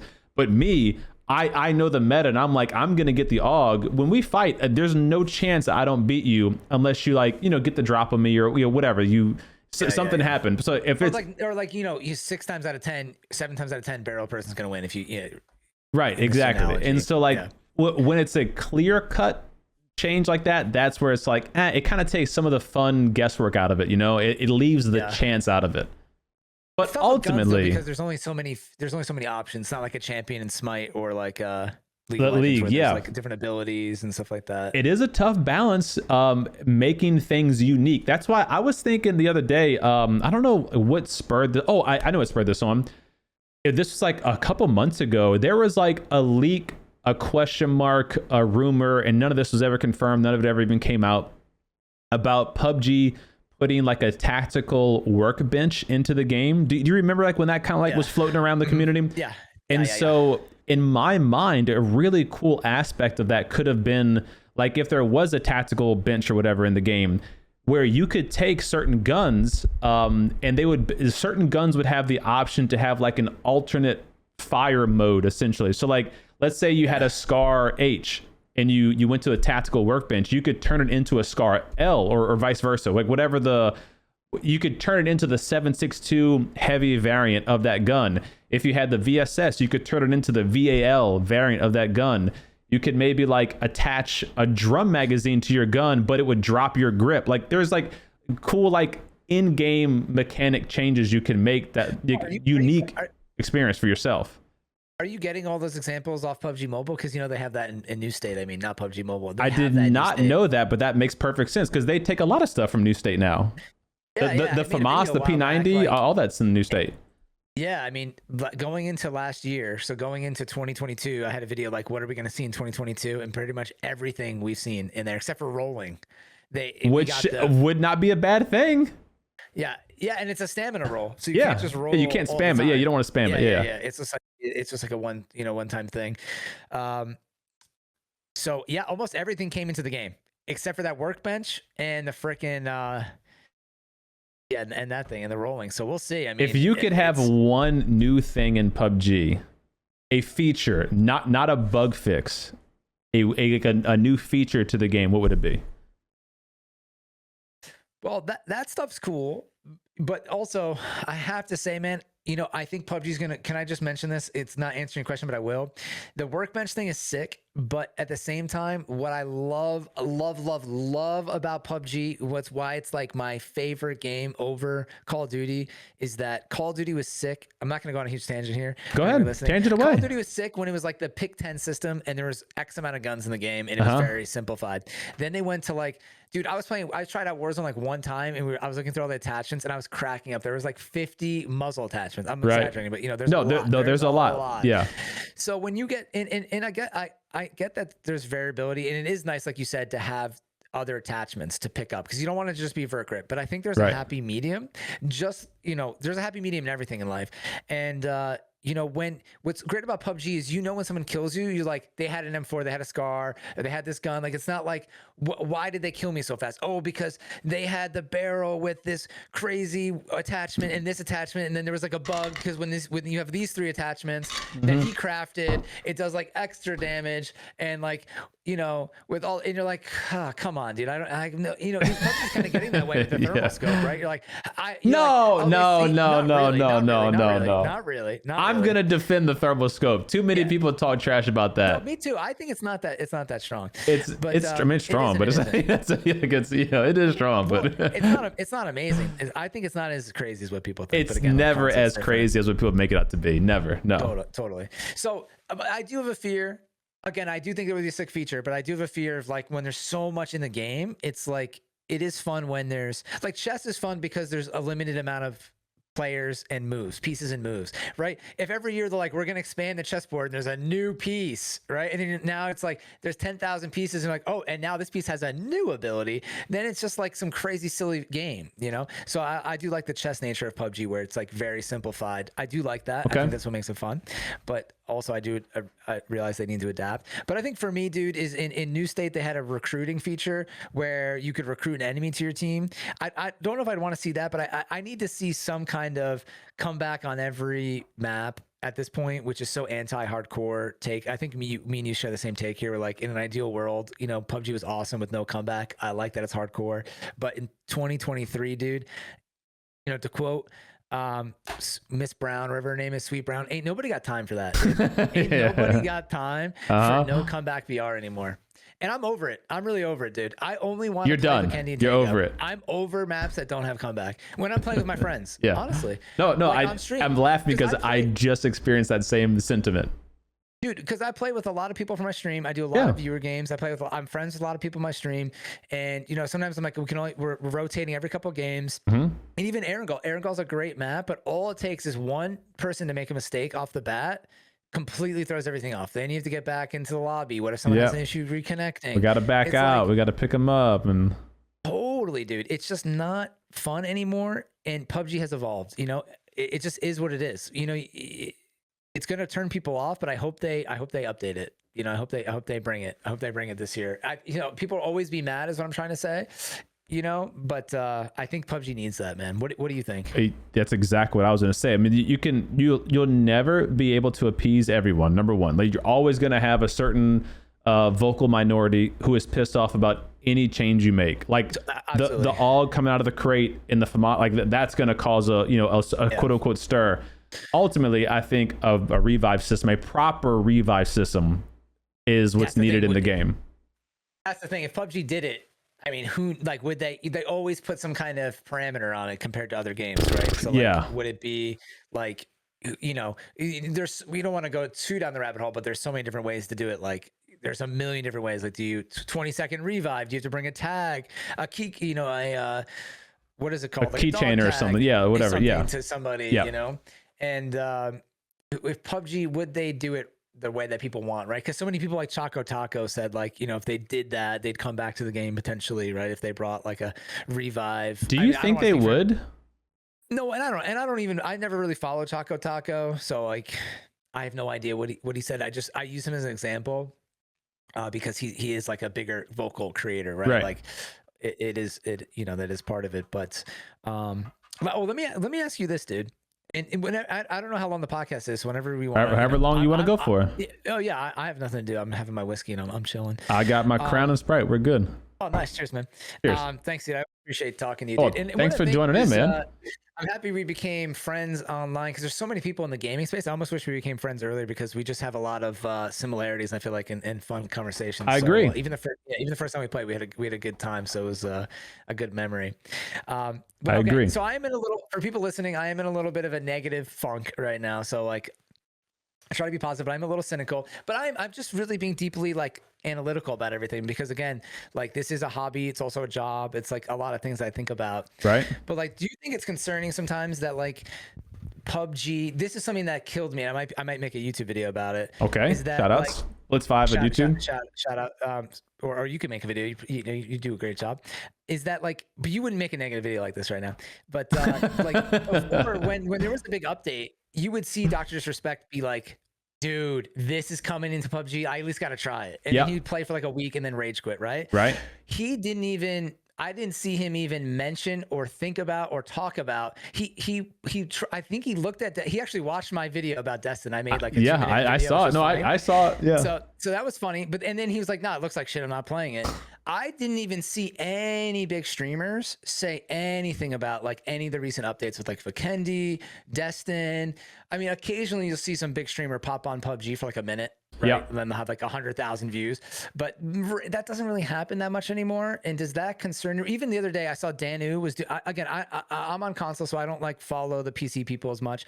But Danu is a very popular streamer, probably one of the most popular. streamers one of the biggest, if not the biggest. Yeah, like her, Wacky Jackie, or probably two, like Tiggleton, right? People that stream still, Hollywood Bob and stuff. But Danu is definitely like on a bigger field or whatever, playing field. Yeah.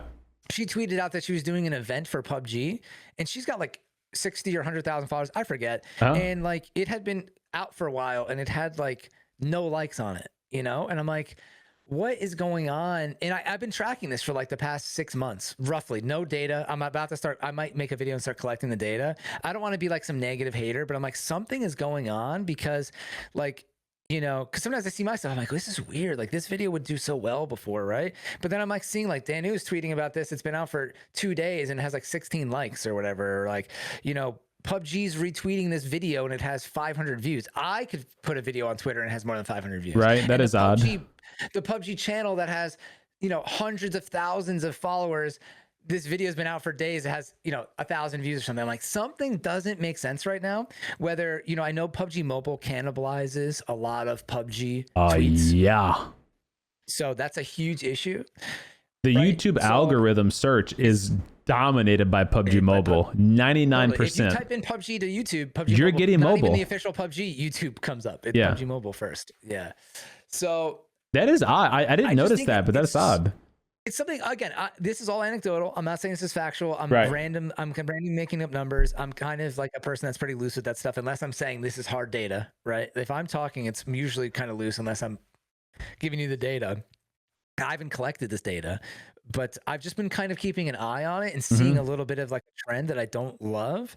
And again, it's just something that you need to, you know, we need to be smart about, because like your page is growing and stuff. I'm kind of a little bit more like low key right now, but sometimes I feel like, you know, if you put the same amount of effort into like I don't know, like cooking your homemade CDome mac and cheese video on YouTube, it would probably get like a ton of views. But then you put the same effort into like a PUBG video, like you're kind of risking it. And that's what kind of got me negative. So right. Sorry to bring it back into this again, but I can't I just wanted to see if you notice any of that stuff, or do you think about any of that stuff about like how some of that is gone? Because we keep talking about Dr. Disrespect. Do you think about that ever? Or it's not something you really thought about? No, yeah, of course. I mean, I tell the wife all the time, and I've been telling her this for years.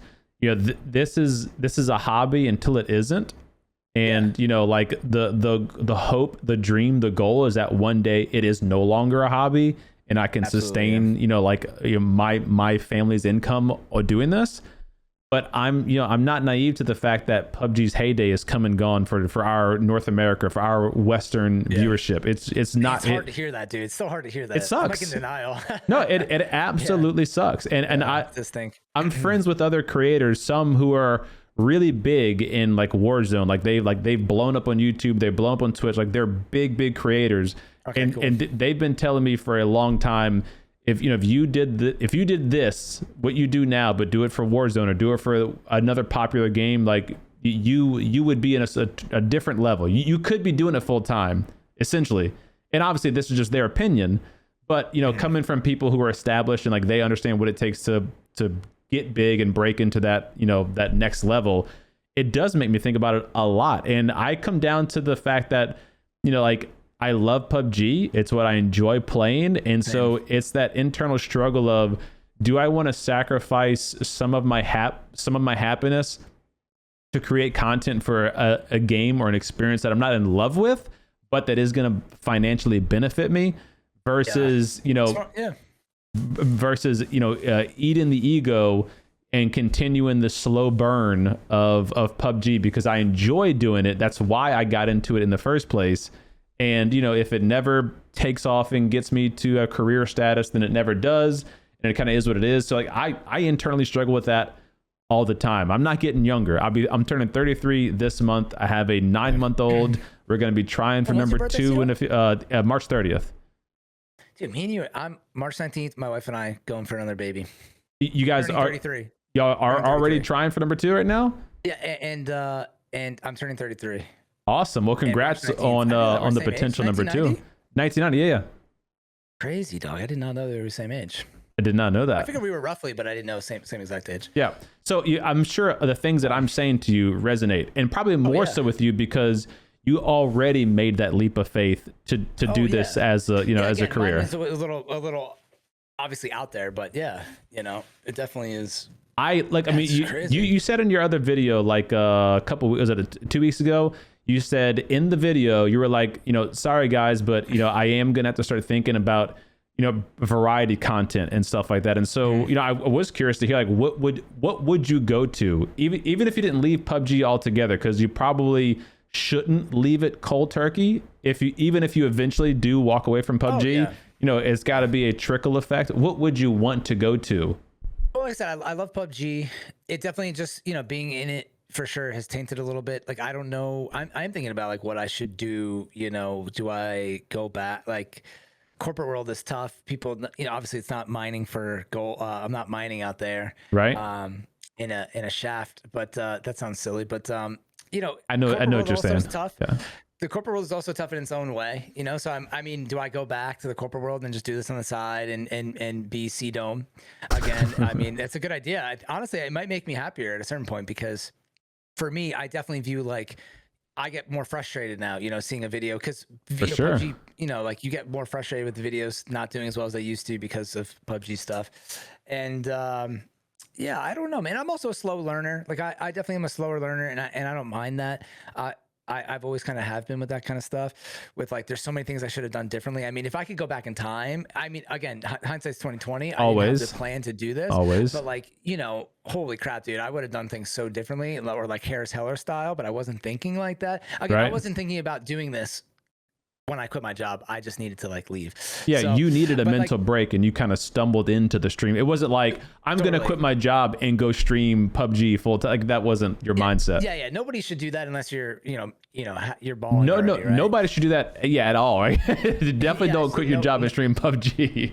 No. Streaming in general, honestly, a lot of people don't understand. Like streaming it's super difficult, if not impossible, to break into for the average person. Like, to actually do it as a living. There's so much more than just clicking the go live button, Oh yeah. So much more than that. So would you go play another game? Would you do game content? I would probably do like food content. I'm a big food person. Like, I cook a lot. I figured you're gonna say that. Yeah. So yeah. I talk a lot about food on my stream and stuff. I would probably do that. I mean, I've tested out. I've definitely had just been a little bit like anxious about doing food content, because like I want it to look a certain way. Right. And I'm like I'm too in my head about like doing it, because I'm always like, oh, I'd want like some crazy kitchen setup or something, and I don't have like a crazy setup, You literally probably have all the gear you need right now to do it. Oh, I do, but I'm like, oh, like I should redo my kitchen because I moved in my house. My kitchen's not that nice. He's gonna knock out a wall and start building an island. He's $80,000 in construction costs before he does one video. You just want things to look nice. I know. Like, trust me, I know.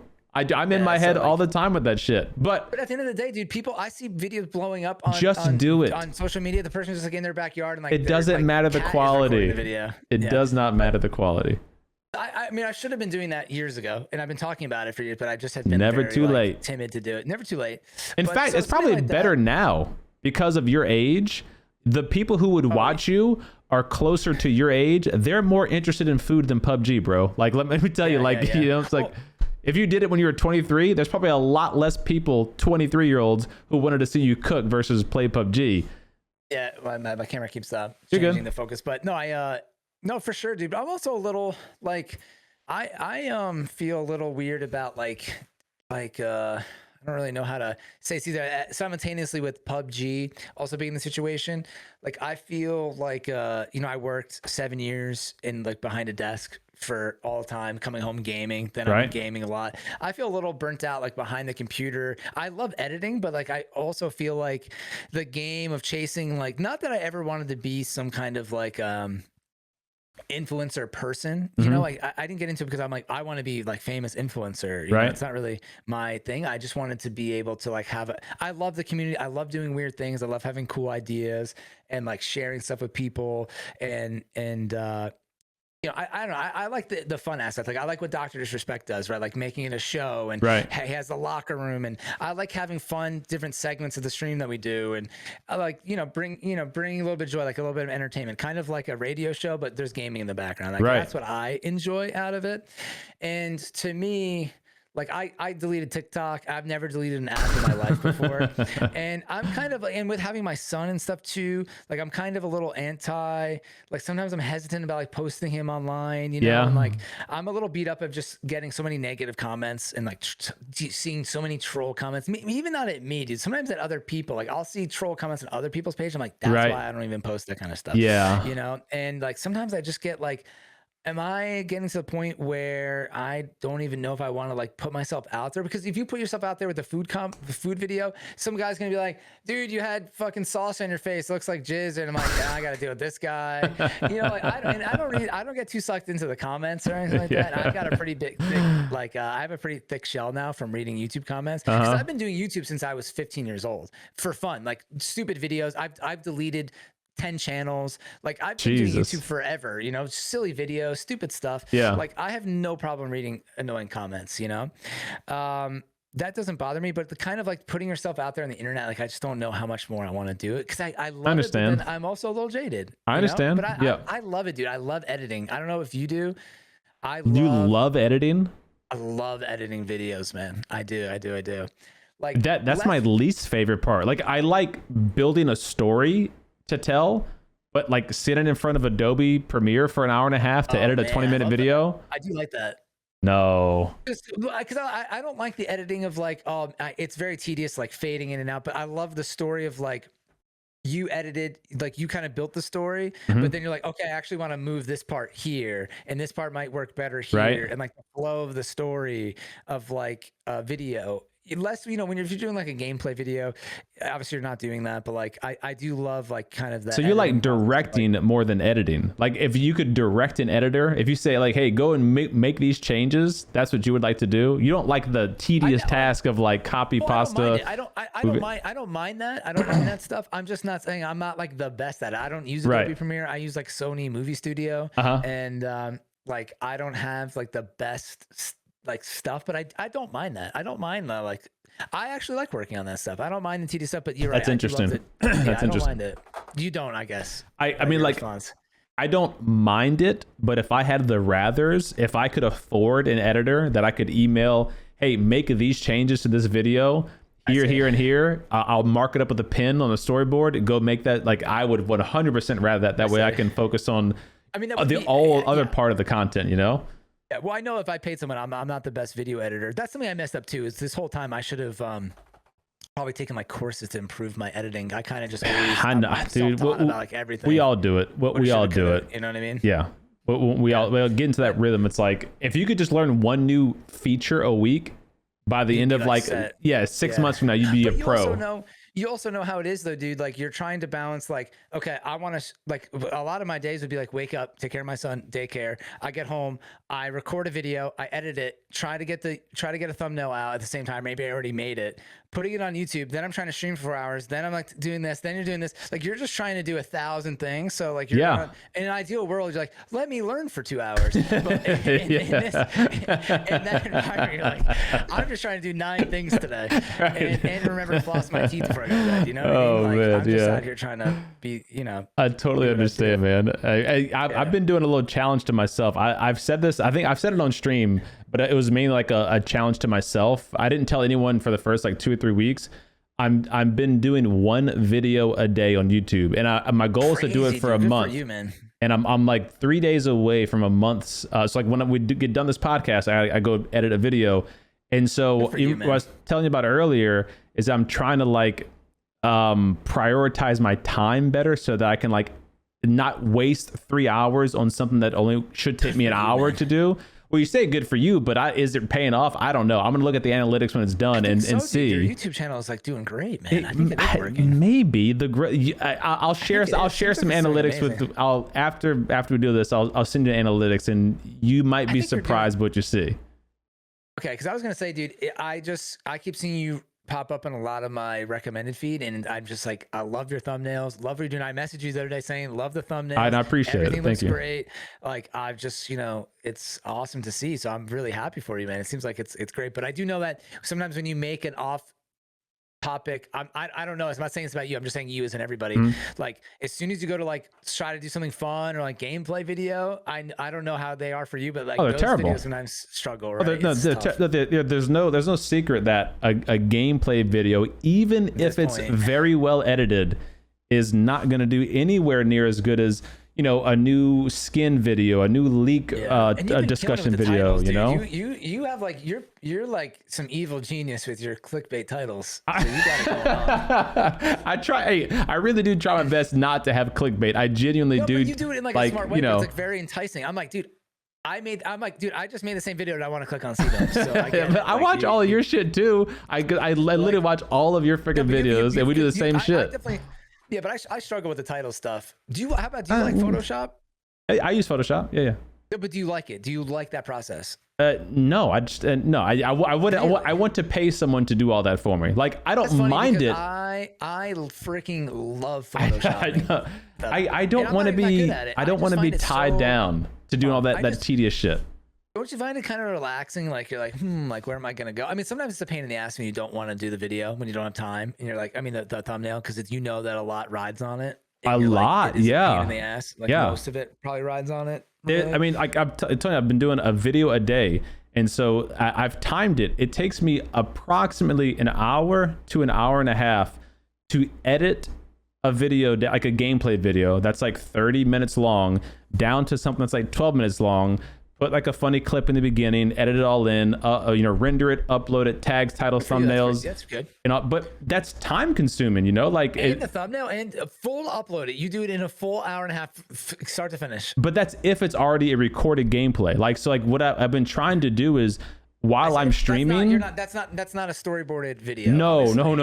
Dude, like I have. So that's pretty impressive though, dude. I could probably bang that out in like 2.5 hours. An hour and a half is pretty impressive. You could probably do it quicker than that if you just dialed in. Yeah, because if I put my phone away, if I put the phone away and like, you know, then because it's so easy to Twitter. Let me check on Twitter real quick and. You download the file, you just look at all the action points, kind of, right? Like you can go to do you cut out like boring parts? Cut out all the dead space, cut out the boring parts, you know, leave the fun conversations and put all that in there. And then you end it, put in you finish it, and then make the thumbnail tag, and then you have copy and paste your tags and everything. Yeah. So I mean, I've got it down to a bit of a science. I stopped making those videos, and people in my community told me, they're like, dude, I really don't care about people's gameplay videos, but some people's channels still do well, the gameplay channels. But like people told me, they're like, dude, there's so many people on Twitch that like I really, you know, I'm not interested in watching like recorded gameplay anymore. You know, that's true even for my channel, but that's why I try to like keep the fun conversations be the point of the video, not like, oh, look at me get like 10 kills, like in the title might be like, I can't believe PUBG is going to change this feature. And in the we talk about that feature, you know, so like, try to moment of the stream. True. That's smart. That's smart. Try to make that the topic and not like watch me use the AUG or, you know, something like that. Something that's very generic. From like a podcast or something. Yeah, exactly. Yeah. But that's the thing though. Sometimes don't you, again, I'm going to go negative again. Sorry. Go for it. So don't you think that like sometimes I think me and you, again, I'm not the smartest person on the planet. I'm not a smart guy. It takes me a while to learn things. I know you're a smart guy, bullshit. But we have good points about stuff. We understand what's going on. Like some people just have no idea what's going on with PUBG. You work for a professional company. I come from that background. There's some people that have no idea what's going on with PUBG. Me and you have a lot of good points. We've made a lot of good points, you know, probably streaming in the podcast about like the business aspect, interesting things that people, you know, when they listen to the stream, they're like, oh, that's a great point. But what's tough about streaming is you could have, I thought about this. Streaming is kind of like this. Have you ever seen the YouTube video of the guy who's like professional violinist, like the best violinist in the world playing in the subway? Oh yeah, like, people are just walking by. Yes. Nobody knows. Nobody cares. Nobody cares. You could be like that person on Twitch. Nobody cares, right? Yeah, there's no discoverability. There's no discoverability. But the thing is, even on top of that, all of your fans or people that want to watch you or listen to your opinion, they're not going to be in there at 8 p.m. at the exact time when you say the hottest take of all time, right? Nope. And then even if you would you want to share that online, right? And that's where things go like viral on TikTok. Or Sure. if you have a really good point, you put it on Twitter. But what's tough is sometimes when you post a clip of PUBG, even a gameplay, so many people now are put off by PUBG gameplays that they're not clicking on it, right? Because like that's a PUBG gameplay thing. So I just feel like there's a tough moment where like there's so much great info to be said and shared and content to be created and things to be said that like using PUBG as the vessel now, it was a great vessel, and now PUBG almost like hurts the vessel because you could have like I mean you could have the cheat code to like the stock market or like the lottery numbers in your gameplay video and people have no idea, right? Because they're just like, it's a gameplay video, I might not give it a chance. And I think there's something to be said about that because I think there's a lot of great content creators on PUBG that are, I'm not saying stop creating content PUBG, but like that's why I like that you do the podcast. I kind of miss doing the podcast. I thought about doing it again, but I'm like, I don't think I could do it around PUBG solely.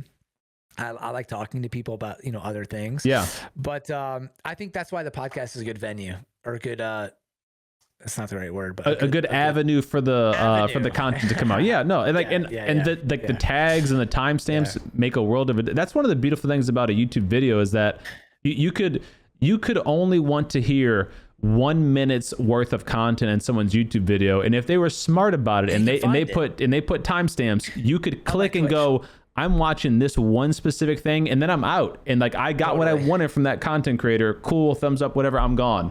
But if you click on like just a VOD, it's like, okay, what the hell? At what point am I waiting for something fun to happen that I'm engaged with? Totally, dude. That's why if you look at any of the good content creators, like Roly Poly does this excellently. Every time he has a downtime moment in the game, he switches his scene to like his full screen him with a little bit of PUBG in the background, even if he's playing the game actively. If there's like a downtime, like he's waiting the circle to close or something, he's changing scenes and he's engaging with chat, he's chit chatting, he's playing the fucking piano, he's doing all kinds of. I mean, that guy, I've seen that dude. You can't compete with that. No, I'm not saying anyone can. He's on a different level, but I'm saying that good content creators make the focus them versus the game they're playing. You know, the game they're playing is a background side effect of their vibe, their energy, their whatever, you know? Such a good point. And he's such a good example because he's like a musician and he's so funny. He's like so goddamn, charismatic. Like, right. Yeah. No, that's definitely a different thing. And you bring up a good point. I love that you're like the positive vibes here and that. But there you got to balance each other out. No. But there are some things though, like, you know, and again, PUBG's still a good base to grow because it's better to grow. I think it's still better to grow in a niche than it is in like Warzone personally for me. But, and I could be wrong. I mean, I'm sure there's people blowing up because of Warzone, but yeah, I just think I'm more talking about like the points. So you're right. When you're gaming, you can it should be you, right? If you're streaming and it's not entertaining, it's you. But I'm more talking about like if you're making a great point, it might get lost in PUBG. Oh no, it will. So I'm talking about kind of a different thing, but you're absolutely right about like the content creator at the end of the day.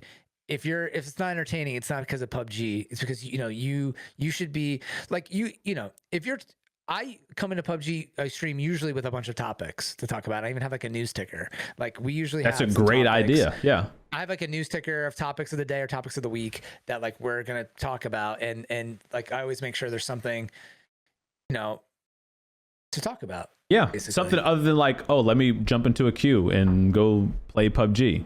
There has to be. If you're not doing that, you're not going to succeed in content creation. That's the whole idea. You're a content creator, right? Like, do you tell people you're a PUBG streamer or you're a content creator? Exactly. If you say you're a PUBG streamer, well, then you're probably not going to do it as a successful career. Yeah, I feel bad for people listening to this because they're like, this is like a content creator podcast, but it's all, you know. Well, I mean, hey, you said it yourself. How many more people started streaming now since COVID? I guarantee there's a lot of people listening right now that are probably like, damn, they make a lot of good points. I just started streaming 6 months ago. Or, I didn't think about that or whatever. Yeah, so I don't know. I try to keep a positive mindset, a positive outlook just in life in general. Like you mentioned, you know, losing your parents, which I'm really sorry to hear that. I lost my dad when I was 16. I lost one of my best buds a few years after that, and you know, I've gone through those negative adversity moments in life, and so I realize how short it is and how how much it's not worth being unhappy. You know, like if you're unhappy doing something, whatever that thing is, you got to change it because life's too short to be unhappy. So I try to keep that in my mind, you know. For the most part, I'm just being honest because I consider you a friend. So I only talk this way to people that I consider like I trust or that I know. Well, I appreciate that. I'm kind of just venting to you because I know it's public venting, but I'm only saying to you because it's like I've only mentioned to a few people. There's only a few people that I have an opportunity to vent with. I mentioned to one other creator that I'm friends with, my buddy Stento. Yeah. But I mentioned to him, and then now to you, and then me and Andy talked about it today because I know Andy got let go from PUBG. So I also mentioned to him my thing. So there's like been 3 people because I can't really relate. I don't have coworkers. You know what I mean? Like we peers. are technically co-workers. Your peers in the same industry. Exactly. Yeah. So I don't really have a lot of time. So I guess sorry for people listening that I used it, but I definitely I've been meaning to talk to you about this for a while. The podcast sometimes is a good space. That's Plus, it kind of goes part of the podcast. There'll be timestamps if people don't want to listen to a topic. They can skip it. That's fine. Like whatever. That's all good. Plus, it kind of coincides with my feelings. Coincided with some events with PUBG and people getting laid off. So it's like these are new feelings, right? Like I've always felt, we all feel like, oh, PUBG's not in the best place, but I've stayed positive the entire time. Right. And I'm still pretty positive. I think PUBG's going to last for a long time. They have a 10-year plan. They have a 10-year plan. I think the game is going to last for a long time. I mean, what's going to stop it? It's so much fun. I mean, someone did say something interesting to me though, that what if like one day they really aren't making it a lot of money on console anymore and they stop making it for console? I was like, what do you mean stop making it for console? So they're porting it to console still, right? It's made for PC and then console. Sure. It's like ported. So I guess there was some other game that someone mentioned in my community that they started like making so little money on console that they just stopped porting it to console. Stop updating it? Yeah. So they're like, this is it. It's only going to be on PC now. Oh, shit. The financials for console are bad. Bad. Dude, your financials you broke down, that was insane to see from the report or whatever. Like wild.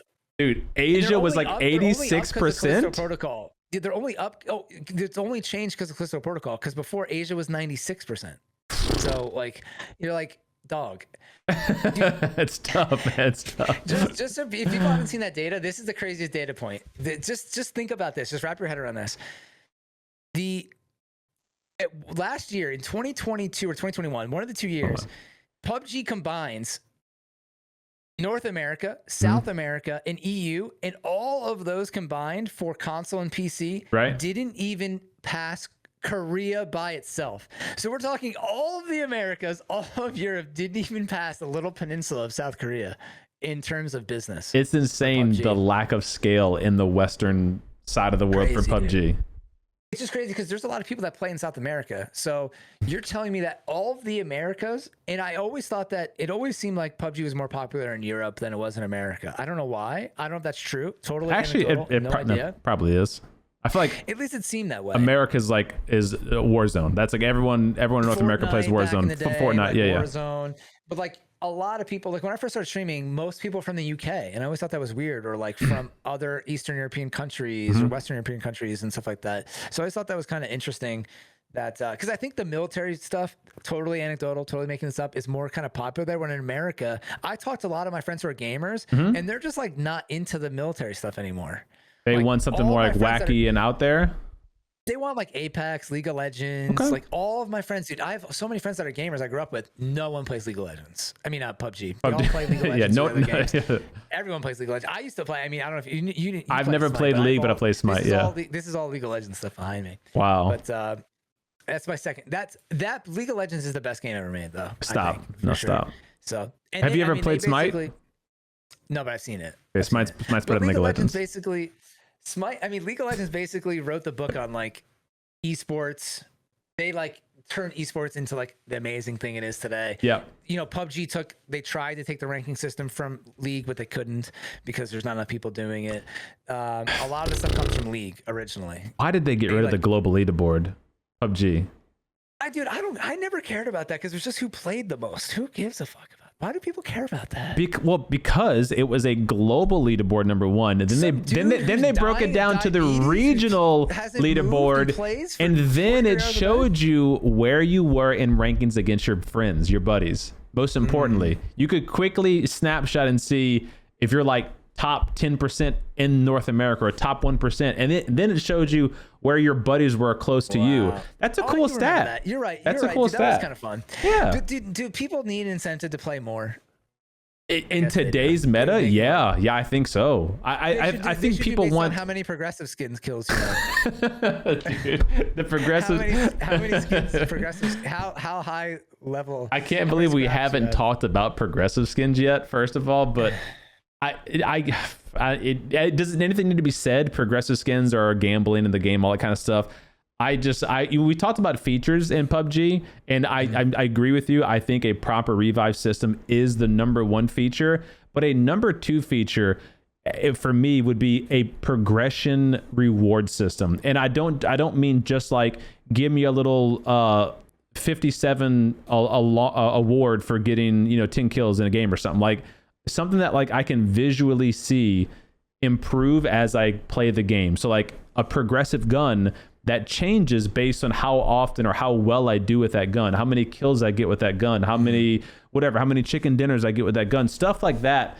I think would be really good for players who do grind the game, and an actual progression system, not like a buy a survivor pass, get the 10 levels, and then you're done kind of thing, Yeah, but they're already making so much money off these skins. How would they switch that? It doesn't mean they have to stop. They can be independent of each other. You can have a free, everyone gets access to this progression system. Oh, and by the way, here's a $500 AUG skin you can use. You can buy if you want to get that too. I just don't think they could do it now.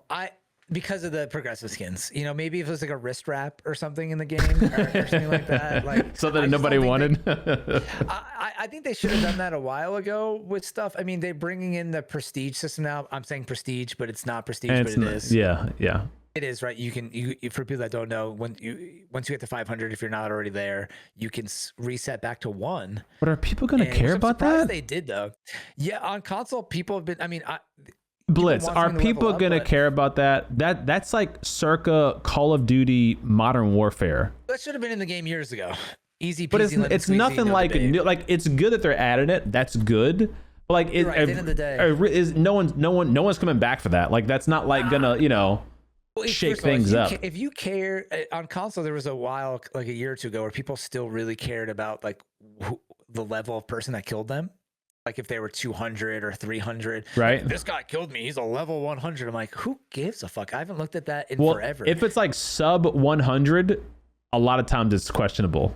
Well, for PC, it's again, it's different because that's the PC. We don't have hackers, so there's not people like hacking around. People are going to be in the comments. Cronus Max, strike pad. They're going to be, dude. Yeah, there's some of that, but like on console, if you see a 13 beam you're like alt account. You're not like hacker. Gotcha. PC, you go hacker. Yeah. Right. So it's different. It is different. Gotcha. Okay. So now it's going to create a lot of confusion though, because now you're going to have all these people.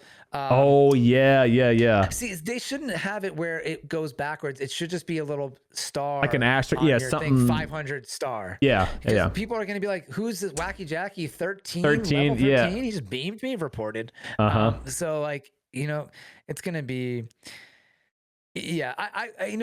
I always thought that was great in Call of Duty. Like when you earned, what I thought was great is like when you got a certain thing, like 25 kills and you got a nuke, you got the nuke emblem. The fact that PUBG didn't do that, like get a chicken dinner, get the chicken dinner emblem, get 100 chicken dinners, get this special chicken dinner emblem, right? Get 25 kills in the game, get this special. Well, they have those little things on the player card that you put like your rewards or emblems or whatever, right? They're not as detailed as what I'm saying about like crazy challenges. Like what if you get 10 shotgun kills in a game, or 20 shotgun kills in a game, then you get this crazy shotgun medal, and then you put that on and people are like, whoa, that guy got 25 he used the most OP gun of the game. Wow. Yeah, so like, but then again, the PUBG already ruined that with sorry, I'm so negative today, with the casual matches, because there's people that go like, I have an 8KD. I'm like, you just play 3 casual matches a day and then get off. No, I didn't know that. Like I use casual matches to cheese the missions for the survivor dailies? Pass. Yeah, for the dailies. But I didn't realize up until like a month ago that it counts your stats. Yes, dude. Like that goes toward your stats, farming bots. PUBG, man. It's like, again, not that stats matter. Well, no, anymore, but it is a bragging right of so to say. Totally, but like I haven't looked at someone's stats or my stats. Like honestly, like I peered at them. Like right. Oh wow, I got like an 8 KD in solos this month. Yeah. This season, but it's since bots came out. I mean, you really can't. Yeah. The bots do. I really truly do think bots don't belong in the game.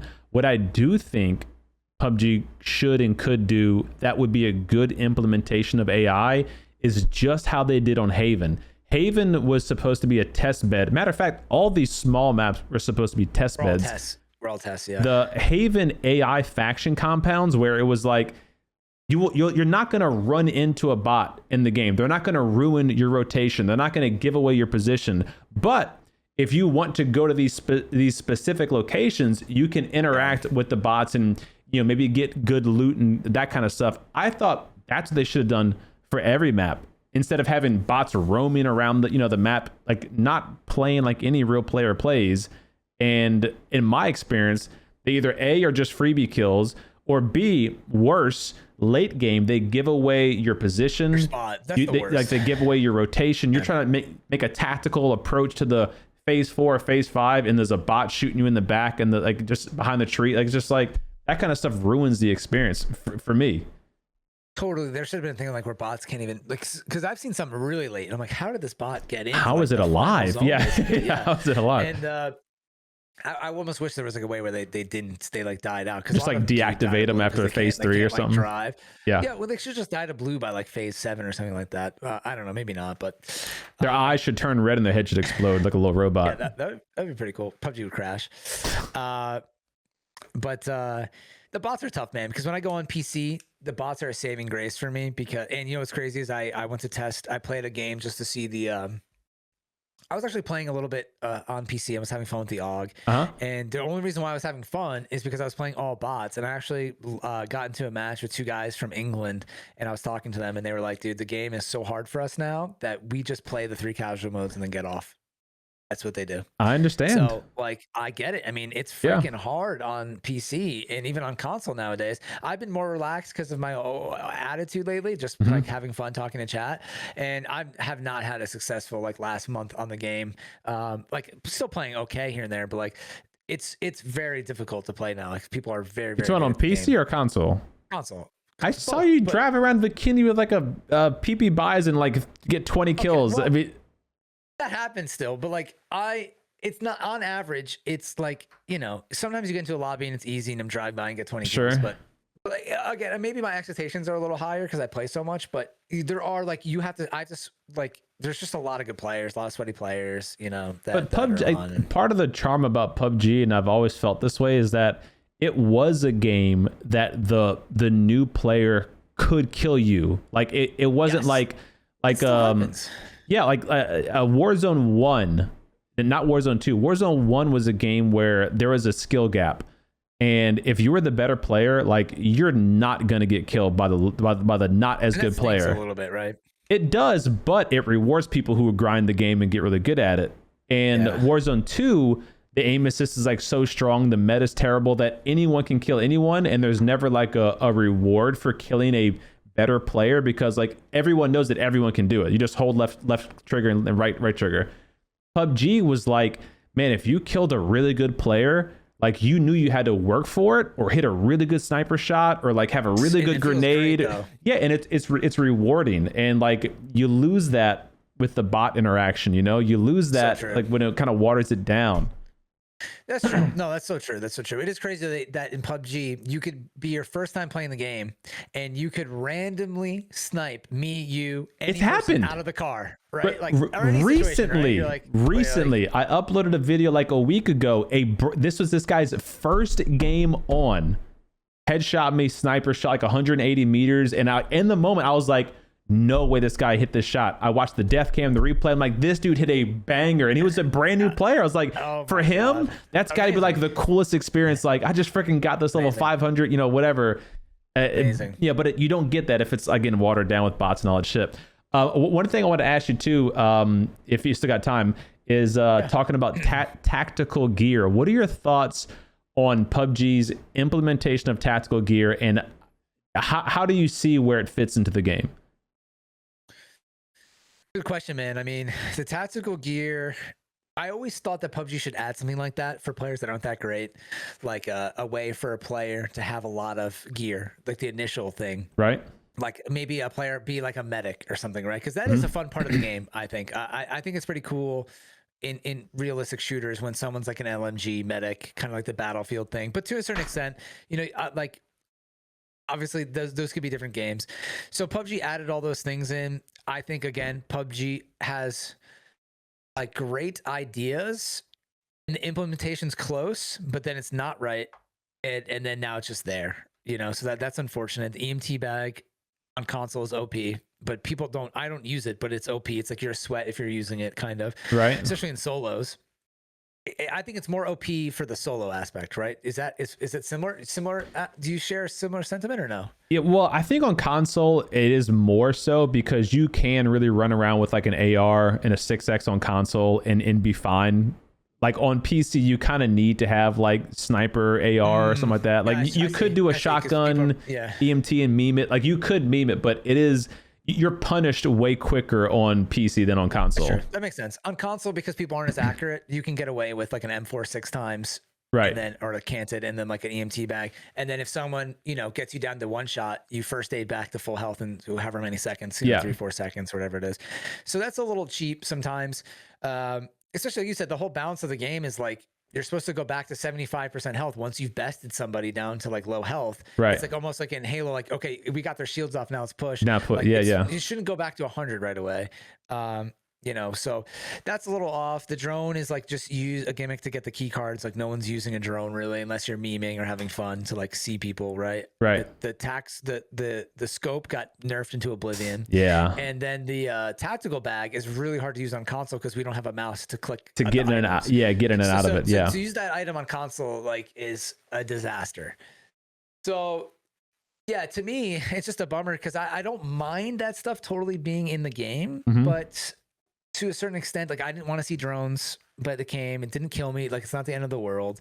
I thought like spotting people was a disaster. I did not want to spot people. I thought the tactical scope could have been like a thermal scope.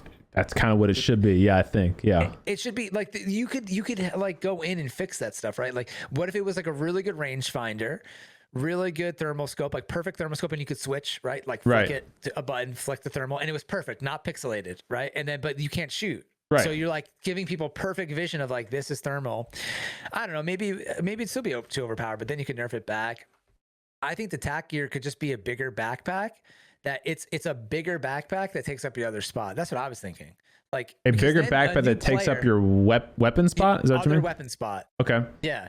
So you just have a bigger backpack. So you're like, hey, this guy's new on our team. He wants to be like, he's got an AR and wants to be the medic. Now he can hold like 10 first aids for us. Right. Because he's not going to use 10 first aids for himself. Right. Right. No one's going to do that. Or 12 or 15 or something. But he could hold like a shit ton of first aids and be dropping them for us. Or like, I don't know. I haven't like fully thought this through. I'm not a game developer, but it just seems like there could be better ways to implement it.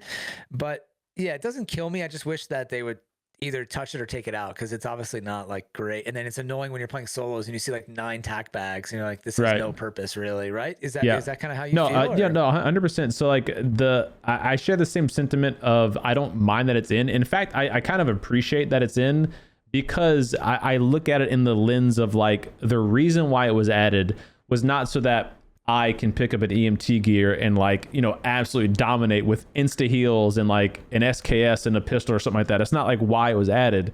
It was added because PUBG at its core was like what you started off today talking about, you and Andy just having fun, chit-chatting, playing PUBG. The goal was actually hanging out with your buddy more than it was doing really well at this video game. And the tactical gear is an avenue for that social experience, and it gives non-sweaty players an opportunity to feel involved, to feel like they're giving back to the team while being able to hang out with their buds. Because like, I've never been this person, but I know it's got to suck being that friend on your team that never pulls their weight, that never gets kills, that always is like, hey, can you revive me? Can you revive me? It's probably a lot more rewarding of a time for that person to be like, I'm going to use the drone. I'm going to spot enemies for my buddies who know how to shoot, or I'm going to have the EMT so I can revive my buddies quicker. Like that kind of stuff is fun for them, I imagine. Yeah. So the idea that makes perfect sense, but like a lot of things what PUBG does, they add something and then it kind of sits before 100%. It's ever touched. It's like 6 months or a year before it's touched again. And it's like, it kind of, if it was like, all right, it's out in the wild, a month goes by, we see that it needs to be changed. Let's make some tweaks. Let's see what it does next month. Okay, let's tweak it again. Like, let's keep refining it until it's at a good spot. Then we're going to let it sit. But right now it's like, boom, here's these cool new features that we have these fun ideas for. But now we're going to wait 6 months or a year before we touch them again. And then people like have forgotten about them. It's worn off. The fun's worn off. You kind of lose that like spark of that new thing. Yeah, I think PUBG entered a development cycle that was so planned out far ahead that they were like, this month, this update we're doing the tac bag, this update we're doing the drone, whatever, the order it was in. I think the drone was probably like first in that like the development team probably doesn't even have time to go back in and make those tweaks until like now, like way later, or if some big change is coming. I don't know if there is something coming. I think they did mention that there was some kind of or a leak that there was some kind of change coming to that, but I'm not sure. I'm sure we'll find out Friday night. Yeah, well, you could see. Yeah, we might see there on the roadmap. Yeah, I'm trying to think what I was gonna say about the tac gear.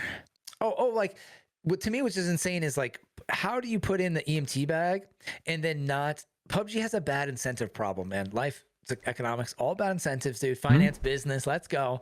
But life's all about incentives. It is. Life's all about options and incentives. That's at least what I've learned in my life. And like. It's like the zombie mode. PUBG puts out the zombie mode. It was awesome.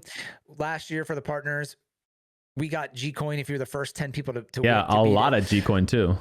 Yeah, and I was the first person on console to do it at our first group, and it was awesome. But like, how do you not give people? All right, the pass is still out. Okay. You get no experience if you play zombies. None. So you're not giving people pass experience. You're not give people. You got like a little BP. I think you got like a couple hundred BP, like very, very, very small amount. You should get like 10,000 BP for winning that. 20,000 BP. That's free for them, right? Or even give you 500 G coin if you win. I mean, I know they worry about people cheesing it, but like if even if it's a hacker beats it one time, they can give that person imaginary G coin, imaginary BP, or an XP boost in the pass, or something incentive to play, right? And then same thing, like, how awesome would PUBG be? I've been saying this for a long time, where like they need to show you they really need to highlight like revives and stuff like that, and make a better reward players for being good teammates. 100%, because be like, dude, I had 3 kills, but I had 9 revives and I was using the EMT bag. Right. Because then what I mean? Then your buddy that's not that great at the game ends the game and goes, oh, there's Ray again. He got 0 all the damage, 200 damage. Yeah. You know what I mean? But he had 11 revives though, but they don't show that. Right. That's a good point. He's so close to implementing like a great idea, but then they just are like, their development cycle through coming down from Korea, it's just like, we're doing this, we're corporate, we're doing this, right. But like if it was a old school, back the way PUBG is, they probably would have fully flushed it out. Obviously, they can't do that now. Times are different, but it would be awesome to see more, because even there was like a Call of Duty 3 game where like I'm a pretty good fragger, but in this one Call of Duty game, I loved reviving. There was a medic option. I was on the leaderboard. It's like top 100 for reviving people. I was stabbing people with the syringe, reviving everybody. Like if somebody keep getting killed, killed. They keep getting knocked out. Just revive. They'd be like, stop reviving me. I would have like 20 revives. Like, but PUBG could have a 6 screen like that. They already changed the ending screen, right? Yeah, and they should really highlight team play, I think. And then they were talking about how they're trying to have better ways to report people. Yeah, in League of Legends after a game, and I was saying this too. League of Legends, they've done a lot to curb toxic behavior. After the game, you rate your teammates and the enemies. So at the end of the game, it shows you all the revives. You have the option to rate your teammate, like toxic behavior, good friendly guy, or whatever, best reviver, friendly, whatever, boom. And even rate people that killed you, right? Because if some guy's just like shooting into your body for an hour, I mean, I don't know. I guess that's for PUBG to decide if they want that in their game or not. That's not like, you're not breaking any rules. It's not against TOS or anything, but no. But like, they come up with their internal guidelines, right. And then you rate a player after he kills you, and don't make it options where you're just like, reporting someone for no reason or something. And then, you know, they fix a bunch of problems that way. And then they also reward people. I mean, you know, PUBG Crafted, you guys got my number, dude. Just call me. Do you think a problem with like their development, and obviously you and I are talking completely out of our asses, right? Like we've never developed a game, we don't know the back end, but like from my perspective is when it was PUBG run by Brendan Green, you know, player unknown. Yeah. It was his vision. He said how he wanted to be executed, and that's how it was executed. Now, you know, Dave Curd is the creative director, but is he really the one that's calling all the shots? And then even if he is, his team, his studio isn't even the one that's like implementing all of the things that they want done, right? There's like so many different teams and offices that like it's compartmentalized so much where it sometimes doesn't feel like a fluid, thought out experience where like they had a good idea up here. The bubble of the idea was really good, but when they, you know, flesh it out and actually lined it out to this team and this team, it kind of got diluted or lost or something like that. I think we've seen that multiple times. Dude, you're so right. I mean, yeah. And I feel like I've talked about this a lot, but so I could go into it pretty deep. And you know, why we don't know a lot about, I don't know a lot about game development. You know, I have said this, I don't know a whole lot, but I feel like you and I do have a decent amount of knowledge about, from an outsider, right? From an outsider view, you and I are probably in a higher percentage of people that know sort of what's going on because we've made so many videos about it. We've been playing the game. We study that stuff. Yeah, you researched it a lot, right? Yeah, we've researched it a lot. And also, like, I've had the opportunity to talk to so many people at PUBG, fortunately. Yeah. And I've listened to every PUBG podcast that was out there back in the day. Brian Corrigan going on podcasts with developers. I've known Andy for 5 years now. I've known other people within the company that I've talked to, you know, off stream, things that they tell me, like, you know, you can't say this, you know, whatever. I've been in meetings with PUBG. I've been in calls with PUBG. Right. Like, so I feel like we've read all the Reddit AMAs, all the insights. So obviously we still don't know, but like, you know what's going on. Like, I feel like I could paint a pretty good picture of some of the things that happened there with like it being a Korean company. Right. And obviously the big decisions are all coming down from Korea. Right. And a great example to what you said was like Destin coming out with like the, with no comeback BR, or Tago comes out with comeback BR, then Destin comes out no comeback BR, because one was made from Korea, one was made in America. Destin was made in America, right? And we haven't heard much from America, the American team lately. And for people, but a year, about a year. So, well, okay, no, it was like Destin. It was like 8 months ago. Okay, close. Alex, the PUBG dev, who was like their alt Twitter account, who would like talk about upcoming features. He hasn't tweeted in over a year. Yeah, okay, but that was never like an official thing though. So but it was. They said, but that's like it was an unofficial way, you know. Official. That's true. But for people, I'm not going to go on a huge tangent on this. This will be like podcast 2. But for people that don't know anything about like the backstory of PUBG, basically all you need to know is that PUBG blew up a Korean company, and literally as they're blowing up, you're like, how come, you know, they're making all this money? How come they didn't fix the game? You know, PUBG, every developer that got hired at PUBG, they needed to speak Korean, or they needed to hire a translator to talk, because the team was being made by people that only spoke Korean. So like a lot of the things, you know, would be like, we're hiring a developer, but you also need to speak Korean, and there's only a limited pool of game developers, right? And the best people work at Activision and EA, so you can't just casually, you know, get these guys because they're in contracts. So it's not like some business that you can just take and scale. You know, that's why a lot of game companies end up being bought by EA and Activision, because they don't have the option to scale themselves. So you know, and if you extrapolate that concept, that's where PUBG has struggled in terms of communication, in terms of marketing in America and in EU, in terms of everything. And you know, but they're a very prideful company, and they should be. I mean, they blew up in Korea, and they made a great product. And they still have one of the biggest games out there, one of the biggest BRs, I should say, not biggest games, totally. But you know, still one of the bigger games. You know. At least in Asia, you know, it's very big in Korea. Yeah, that's the thing too, is that you kind of we're looking at it from a magnifying glass. Like globally, if we were like Korean PUBG partners and streamers, we probably would have a total different outlook and opinion on a lot of these topics, because you're seeing it from, you know, from that lens as opposed to our lens. So yeah, and I you know, I sort of feel for them, because they're trying to do it their way, and then people go like, I don't want to see this Blackpink stuff, but it's like, dude, we're just used to everything being so Americanized. Right. You know. Like, it's a little different. Did you hear the story real quick about my wife and the chick that's in PUBG? Did you see this Yeah, on Twitter? yes, yeah. I mentioned that in one of my videos after I saw you tweet it, I think, Crazy, or something like dude. that. And I was like, Blitz's wife apparently went to school with this girl. It was PUBG. Ailey, right? Ailey, yeah. Isn't that crazy? Yeah, just crazy because she's a Korean pop star. Right. And I was making a video, like an update video. I'm like, okay, now store update. You could play as Ailey now. But I'm like, who the fuck is Ailey? I don't know who this is. Right. So I Google her, and there's like a lot of AI. Krafton's making an AI. They already have one. I made it. Well, I have to imagine every company needs an AI now, right? Like, no, I'm sorry, not AI. Like they have like, do you know about this? These fake influencers. No, a fake influencer. Yeah. Sorry to keep saying I made a video about it, but I made a video about this. Didn't do well at all. This is another thing you're like, oh, it's not going to make it every topic. But I spent so much time on it. He's so salty about that. I spent so much time on it. But this is crazy for people listening. Okay, so, that's right. Okay, so all the companies, and this is starting in Korea and Asia, but it's bleeding over to America now. Okay. But it was created in, I think, Asia and Korea, one of the two, and obviously Asia, like broad, Korea's part of Asia. Anyways, I don't want to people will semantics you about anything you say. I think we're all on the same page. We're good. Okay, we're on the same. Hopefully, that one person out there.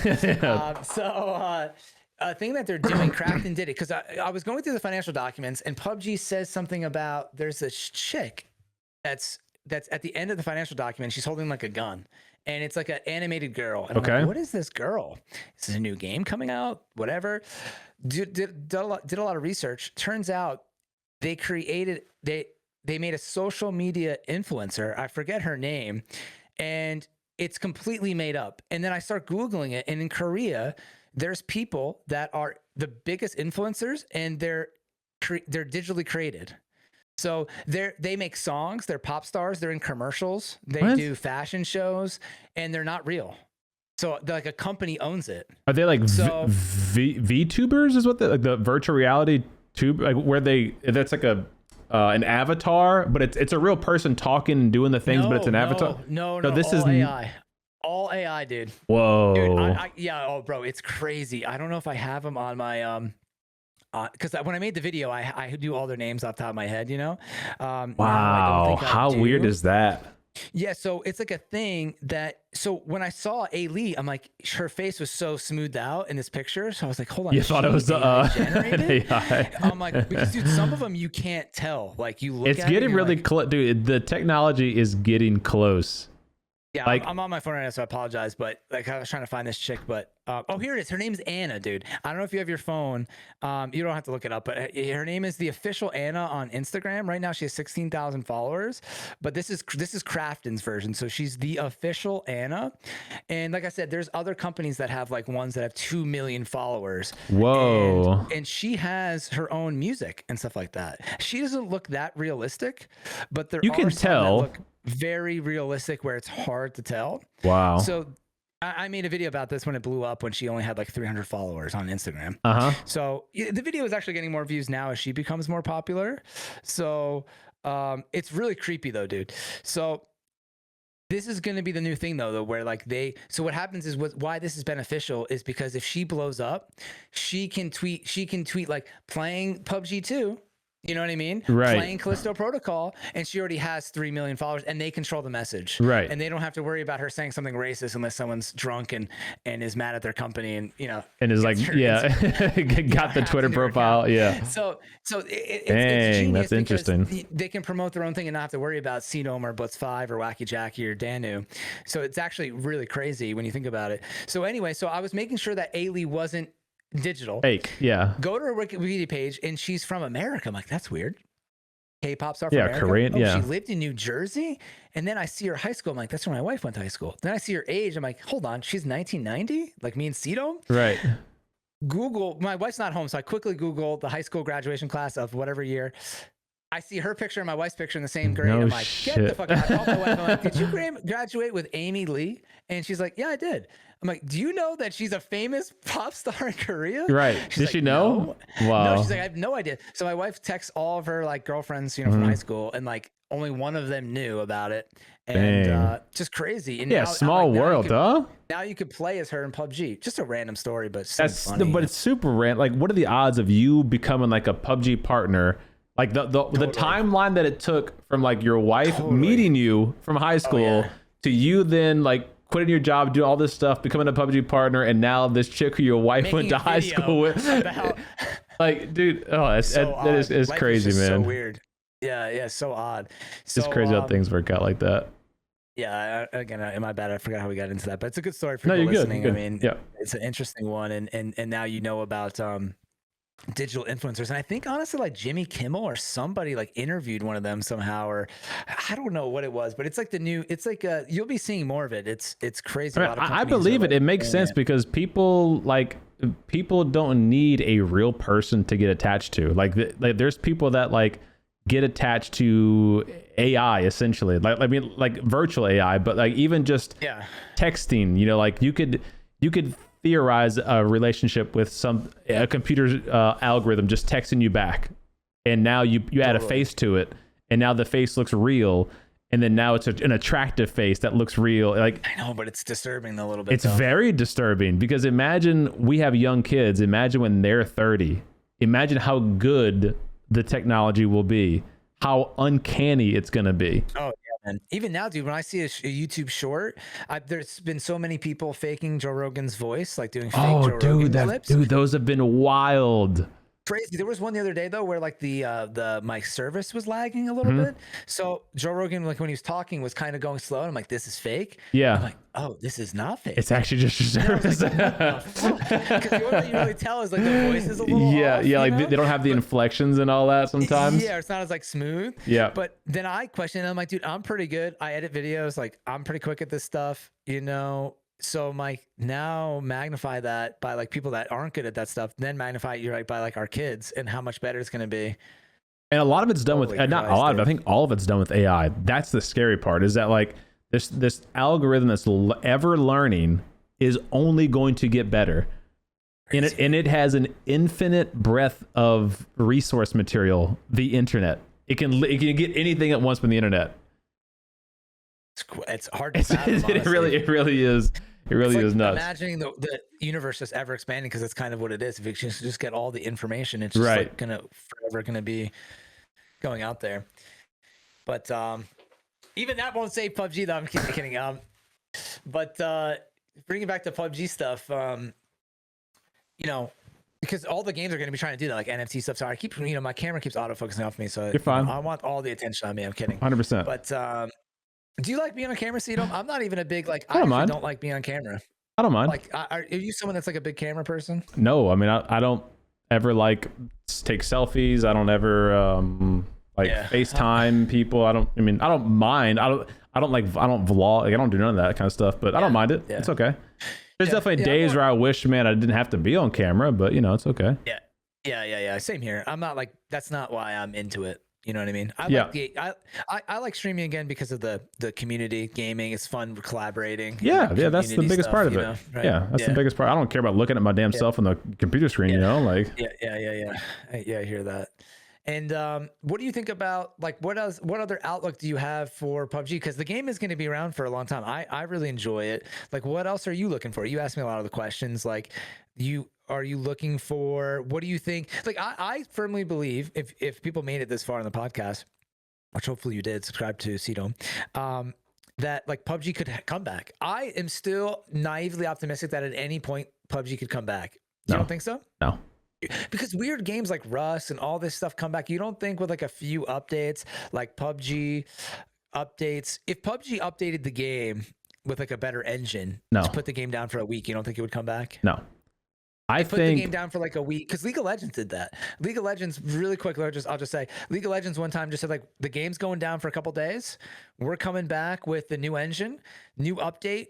Game's gonna look a little different, but it's the same thing. All the champions are the same. PUBG came back in, said we're keeping all the same mechanics, new engine, revive, all that stuff. You don't think it would come back a little bit? Okay, if they made basically a PUBG 2 and fixed all of the like killer bugs that drove people away to begin with, and added all of the requested features, and had an Unreal 5 movement in. Well, I'm saying, that's what you're saying. If they basically made a PUBG 2. Then yes, but like if all they did was put a new graphics overlay on the game, nothing's gonna change. If all they did was, you know, fix a couple of getting stuck on staircase bugs, like that's not gonna that the heyday of the game is gone. And unless they drastically make a lot of changes, I don't think it's ever going to be 2017, 2018 heyday. I just think that's kind of like past. I think it would. No, I'm being realistic. I just think it would take a PUBG 2 to be like, we're spending millions on ads. We're pushing this out there everywhere. We're paying all these big name streamers to come and play this game. Like, that's what they need to do. They can't have a Vikendi Reborn update come out and none of the big streamers are interested in jumping on board. Right, that wasn't great. Right. Like, I mean, like, I appreciate, I love the update. I love where the game's at. I'm enjoying it. Too. But if we're talking about like top down, what's going to bring PUBG back in Western, in the West, because obviously in Asia it's thriving, it's doing great. They don't need a PUBG 2. Would you say it was like less than 10% of the total revenue? That's what we're talking about right now. We're talking about, I wish PUBG 2 would come out. I wish a graphic update would come out. Krafton isn't worried about that. That's not what they're looking at on their books. Like, they're just gonna make small incremental improvements and keep the ship where it's going. Yeah, because they're trying to make the next hit too. Right. Yeah. Trying to make like some other games. Yeah, they're not going to dump millions on trying to revive this old game when it seems like that ship has sailed. But it's weird because I struggle with like, is there interest for the military game? But then like Counter-Strike is still popular, right? So like, but Counter-Strike has such it's Counter-Strike has nostalgia with it. That's a big thing, at least in my opinion, with Counter-Strike, is that like there's people who are like our age or older who like grew up playing Counter-Strike. So it would be akin to like Halo Combat Evolved still being Halo Combat Evolved like 30 years later. Yeah, you didn't need to make a Halo 2, 3, 4, 5, 6. Like, the game was so good and it had such a cult following for so long that now it's like it's its own like sphere. Halo would be doing better, honestly. Maybe than Halo 1 or 2, honestly. Maybe. I mean, I think a big part is the esports carries it too. The esports scene for Counter-Strike, that competitive, you're right. That competitive nature is like really what brings people back to like, let me play how the pro plays. Like that's what they want to try to do. But let me ask you this too. So this is kind of almost a silly theoretical question, and I am kind of over like going over theoretical examples. But again, since I'm with you, it's different because let's chop it up. We're chopping it up. Because on streams sometimes I'm like, bro, we've gone over this. People ask me like, what do you do this? I'm like, bro, yeah, I've done that at the what are we even doing here? You know? But it's different. It's different doing, people might be listening and stuff. But like for me, I always thought if PUBG was in a place it was now, or even last year, even 2 years ago when it launched, like that plus like PUBG always needed a way to play a faster game. The intense BR, we didn't really talk about that. And again, if you got to go, we've been going for a while too. I'm just chilling. But like I always thought that PUBG needs that. League of Legends takes 30-40 minutes. It used to, I think it's quicker now, but they have a faster mode, right? And that's a really good way to get into the game, play the quicker mode. And if it wasn't for that, I would almost never play League of Legends because it's intimidating to play the regular game after not playing, just like PUBG. I do the same thing on Smite. I don't play the main mode. I play the small modes. Awesome. On Smite. That's great. I didn't know they had that. So, so like I've been saying, PUBG needs that. I love that arena mode that PUBG had a long time ago in the labs. I don't know if you ever played that. Yeah, like the Counter-Strike mode. Yeah, that was fun. Amazing. So like, do you think that if PUBG had launched, it's impossible to go back there, but like with that, like a full game with the arena mode, with TDM, with that stuff, that it would have blown up? Or do you think that there's something like different that's just fundamentally wrong? Because right now, I don't know what would drive someone away from the game. Like I play the game, people always say I want better movement. Like other than the occasional, like I can't go up the stair, I really don't encounter like that many issues on PUBG. On console, there's silent vehicles everywhere. That's annoying, but like it's not a game-breaking bug. It's just kind of like an annoying glitch. Yeah, I think you might be missing some. Like you're looking at it from a perspective of someone who still is playing PUBG every day. You're entrenched into the PUBG sphere, so like you're not a typical North American gamer who has left PUBG 2 years ago and now is in love with Warzone, Ep6, those kind of like faster paced games, to come back to PUBG it's like you're walking in mud. It feels like everything is so slow. There's a floaty jump. There's a slow vault. You get stuck on little ledges. Like there's all those kind of things that just remind you, oh, this is the game from 6 years ago. You know, like it's still that same game. It hasn't like but also those people revamped. have to know that like you can't be like Apex. No, agreed. Yeah, agreed. PUBG needs to be PUBG, but there's no arguing with the fact that it wouldn't benefit from a drastically updated and modernized like movement system, clambering system, even just walking over small steps and rocks. Like how many times do you pop a first aid and it auto cancels because you touched a pebble and your foot was like an inch off the ground? Like just little stuff like that. It's like I wonder why that happens. Is it like the character or just I'm sure like the character thinks it's fallen or float. I don't know that, but like to answer your original question, I think those modes were very unique and fun. But again, a problem is that PUBG does 100 different test beds and doesn't implement something like Haven, Karakin, Paramo, all these small maps, even Sandhawk for that matter. They're supposed to be these test bed maps that they then implement the core tested feature into the main experience. You got arcade mode coming soon with 2 empty slots, and you've had Fantasy Royale, which was awesome. You had PUBG, you had zombie mode, you had the racing mode, you had the intense battle royale. Didn't stay in like that section. Yeah, there's so many fun modes that they could have stuck in there, or what they could have done. And this is, I think, this would be like a slow burn, but it would make sure the game lives forever. Essentially, is that they open up modding support for the game. Like I think DayZ does modding. Like if they allowed players to just create stuff inside of the PUBG mechanic sandbox, the players, the community could come up with so many cool modes. It would blow up. That that people would come back and play just those fun created modes. Halo's doing that with Forge. Halo's been known for Forge mode. Yeah, because like obviously you have creators who create stuff in Forge, so that's like their thing. Then you got all the players who like love playing the stuff they create, and so they come back specifically for that. And PUBG, I don't know if they could, if they have the mechanics to do that, but like if they added a modding system, yeah, that could really carry the game because they don't have to develop the stuff. They just put the features in, the tools, and then the creators come and create the stuff for the players to play. Yeah, I mean, PC players have been saying that for a long time, right? Like, why haven't they done that?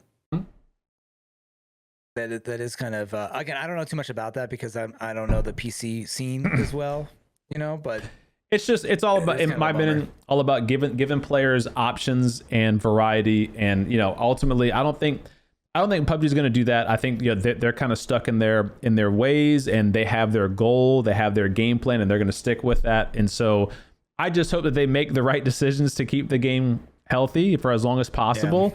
I hope the game lasts the 10 years that they say it's going to last. I'm not naive in thinking that, it might not.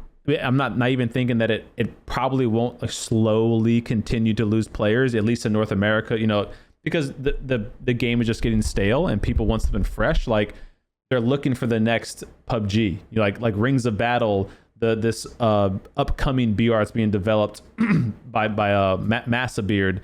Yeah, I've seen you guys talk to this guy. I've seen you on Twitter and stuff. Games like that have a lot of potential. There's obviously nothing concrete there yet, but I think players are like, they want that fresh experience to kind of like reinvigorate that original PUBG fire, and only time's gonna tell if we see that. Yeah, I mean, I don't know if that's possible. It's like kind of chasing the dragon a little bit. Like, is it too late? I don't know. I think it just almost has to be a different thing. It's like chasing, like at a certain point, nobody just wanted to play domination Call of Duty anymore. You want to play Battle Royale. So I don't think Battle Royale is at that point yet, but like eventually things get a little stale, I guess, It's like we talked about with the extraction shooter. That might be the new meta. Maybe some developer might find a way to make an extraction shooter like the perfect blend of a Battle Royale and like the session to session experience that extraction shooters have. Someone might find the way to do that right, where everyone's like, oh, this is the new thing. I enjoy this over Battle Royale. That could happen. I still think a game could really benefit from PUBG. Like not every game like not all content needs to be TikTok or YouTube short. Just like the reason why a lot of us love PUBG is because it's slower. It's like watching an episode of a show or like a full YouTube video, because there's the downtime and then it makes the action more fun. Right. Same thing. Like that's why I loved Battlefield back in the day, right? Like you love get in a Battlefield. tank, you're driving the tank for like 5 minutes, you roll into town. Yep. Now Battlefield is like Call of Duty. It's like just craziness. Yeah. You're already in the action. It's too hectic. There's a million freaking people. You don't even know who to shoot at. There's 30 enemies in front of you. There's like, 7 different classes for each character. Like there's all kinds of different stuff they got going on. Totally. So, I think eventually, so like you said, something's going to have to change. Like eventually some of the gaming companies, like they're making these massive games that like really aren't going that well. Then you see like Hogwarts has no microtransactions. That game did like $1 billion exceptionally well. Right. Yeah. I mean, obviously it's on the back of Harry Potter, but like, okay. But still, it had to be done right. If it wasn't done right, people don't buy it. Right. And it's an amazing game. I don't know if you played it. I've watched I've watched Yuki play it on Twitch. Oh, nice. Yeah, my wife's been playing it, and I was like, oh, looks so good that like I gotta play. I was watching her play it, but I was like, this looks so good, I gotta play it. It's like the best freaking game ever made. And so I think it could turn around. You're right, but I just think that until people realize that like it's not really the formula, because I think a lot of that, it's like Warzone, dude. Like you said, you go in anything. It's like this. Anybody can win the fight. There's really no reward. It's constant fighting. Like you can't have a fun conversation with a buddy. There's so many noises going on. It's not, to me, it's just not the same. And the looter shooter does give that aspect, because there is some downtime. There's a lot. There's a lot of potential downtime. Too, yeah. And in PUBG, but I think like if a new Battlefield came out that was more like old school pace, I feel like it would do better, but we're not game developers, so I guess it doesn't matter. I think a lot of it we might be kind of living in nostalgia too, and not to bring back up I might have a bad. You're right. I'm not 20 or I'm not 15. Right. So. We're getting older in terms of like gamer age, but not to rehash the extraction shooter thing, but just to make another point that we didn't bring up, was that part of the fun experience in the extraction shooter is how intense the fights can get, because they are so few and far in between.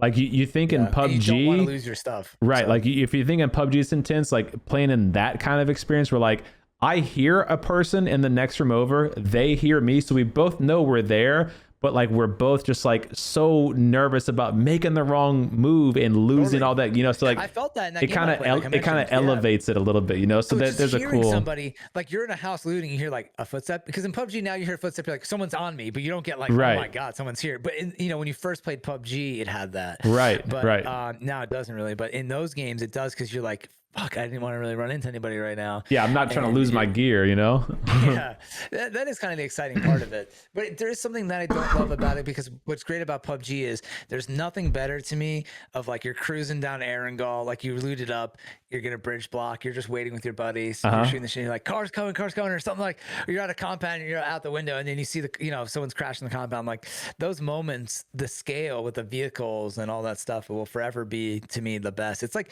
PUBG is like Grand Theft Auto to me, but in like a shooter world where like, that's a good point. To me, that's what makes it so special. So I just don't know if those other games will ever have that. I don't think they will. I don't think that's part of the thing with PUBG, is that, like I say it a lot on when I stream, is that it's a game of seconds, where like it's just like real life.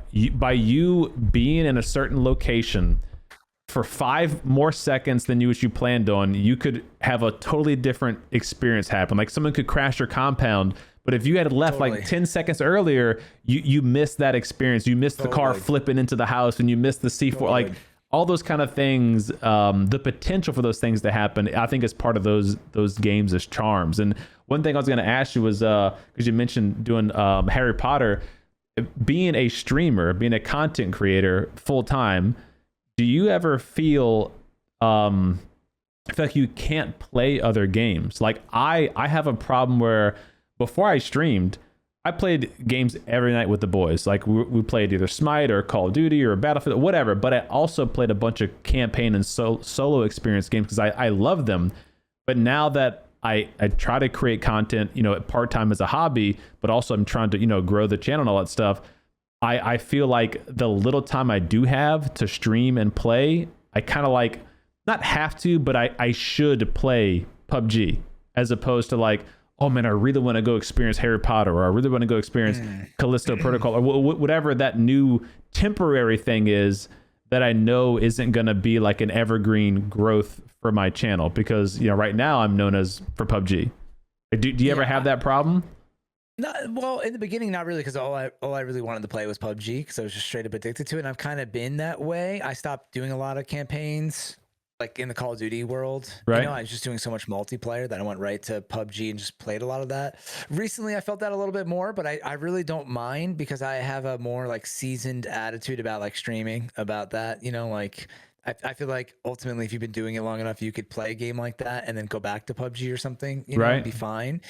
Ultimately, I mean, it is hard to maybe transform into like a variety streamer or something like that. Yeah. But because like I haven't made like, you know, Hogwarts content, because I'm not like an expert in Hogwarts. I'm just playing it for fun. Right. But I will say, so that kind of stuff. But I will say that like my time of like gaming with my buddies, I basically told my friends this.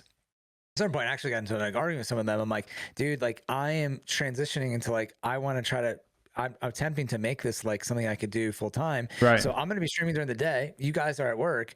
Then at night, I can't play. I'm editing. Right. You know? And so that's tough, because you kind of like, you're not, you know, even people from the stream are like, why don't you play at night? I'm like, you know, I'm usually editing videos at night. Right. That's like what I'm doing. Or hang with the family, or, you know, like doing like life things that you're not doing because you worked all day streaming, you know? Yeah, totally. But I mean, I would games, you know, after work sometimes. But you know, like I said, I've taken a mini break on doing hardcore YouTube stuff.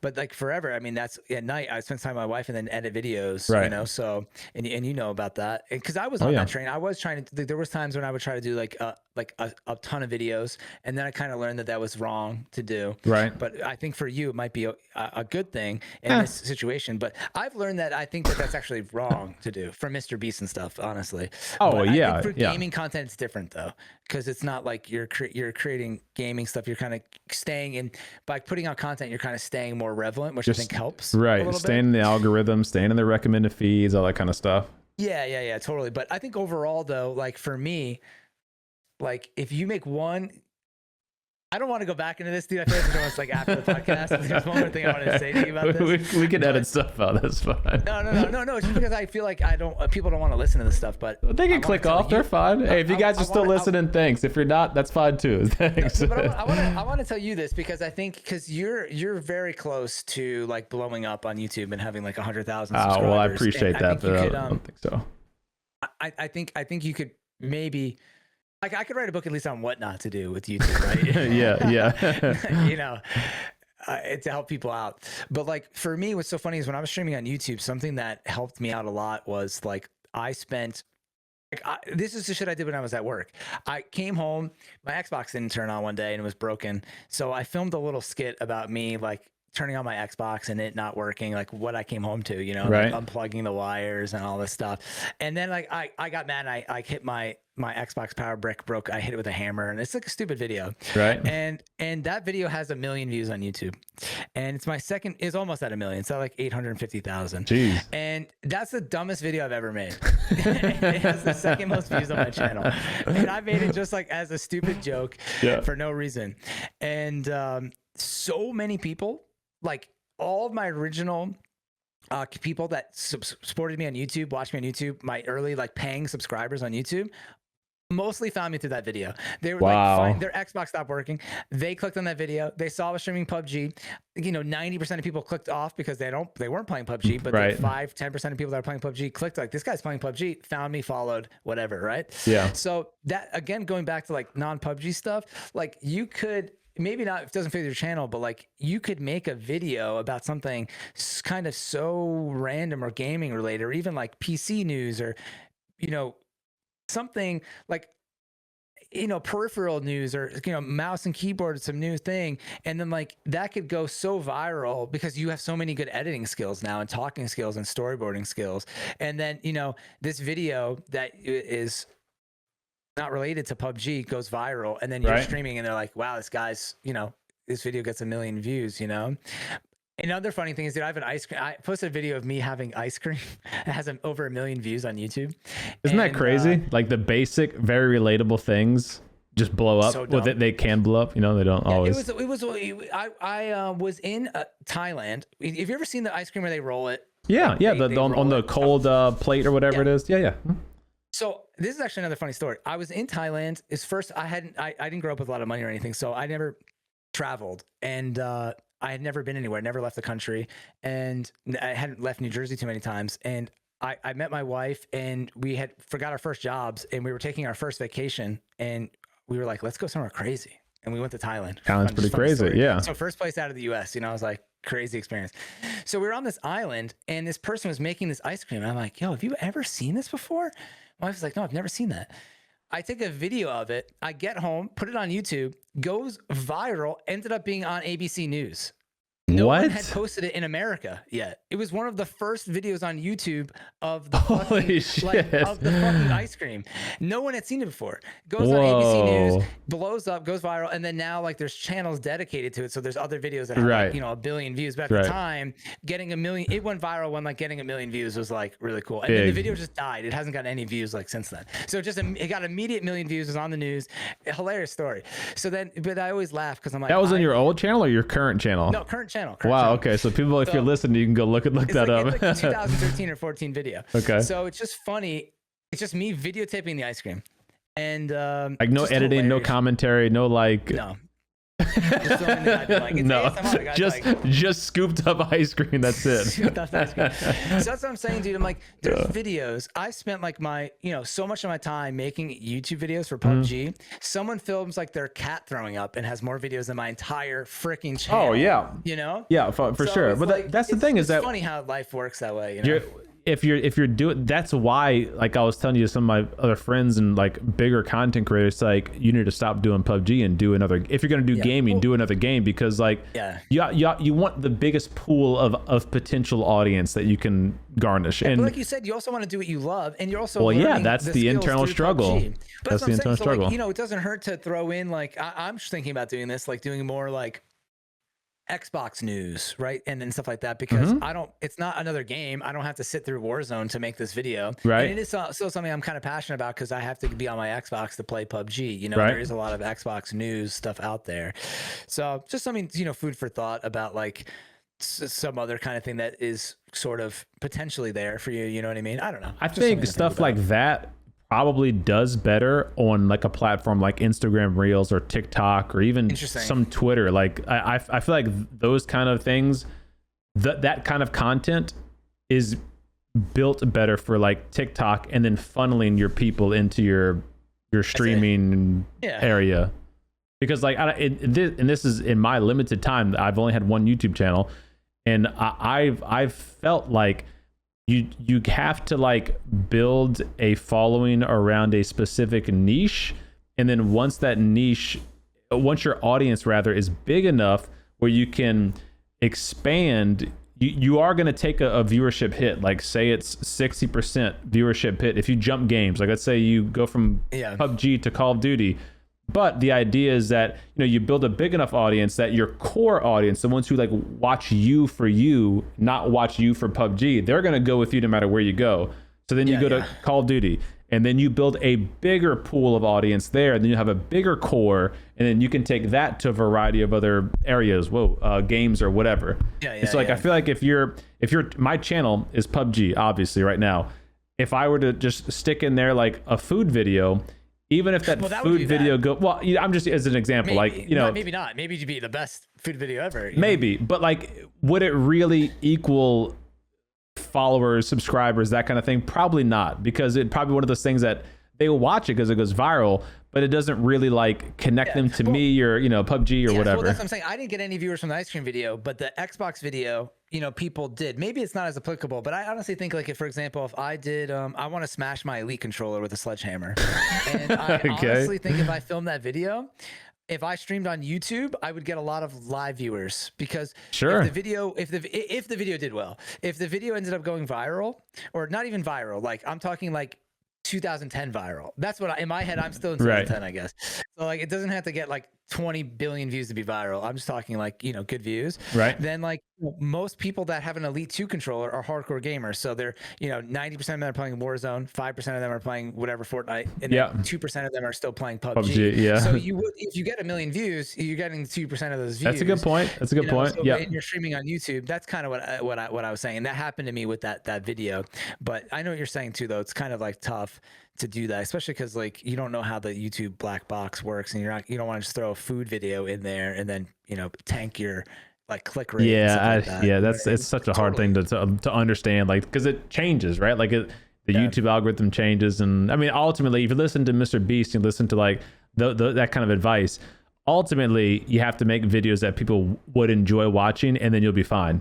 But like I mean, I know there's obviously a lot of validity to that. He's a very smart man, but if you're making a gaming channel and you make something not gaming related, does it really jive with the the algorithm? Who knows? I don't know.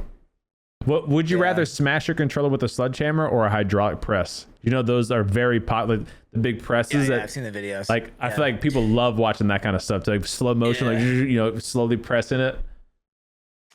I know, but I think same thing. People love this video of me hitting my Xbox with a hammer. That I just thought that I should have filmed this video like years ago. I just never had the balls to do it because I just was like in my head I have this like perfect idea of it. Just being, you should do it. Weird. You should set your camera up into long exposure, slow motion mode, and just freaking smash it. I just get too caught in my head about making some videos when other things are a little bit more, like attainable with stuff. Again, because this is like a weird theory, right? Like you don't know, like making a PUBG update video. Like I'm a PUBG YouTuber, right? Whatever. And streamer, let me do it. So when you do stuff out of the zone, like you said, it's tough to know, like, is it worth all that time to do it? But at the end of the day, it's all supposed to be for fun. So and you're not going to get less views than what you're getting now because you didn't make the video. So like, just just send it. Yeah. Just send it and see what happens. I always thought that would be was pretty fun because I know you left console, but those Elite controllers are.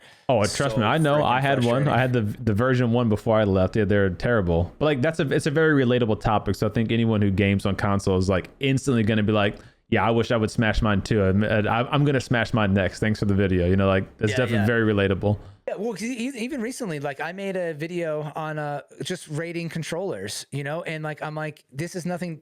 This is like the same kind of video as a PUBG video, but that one has like, I think it was 20 or 30,000 views.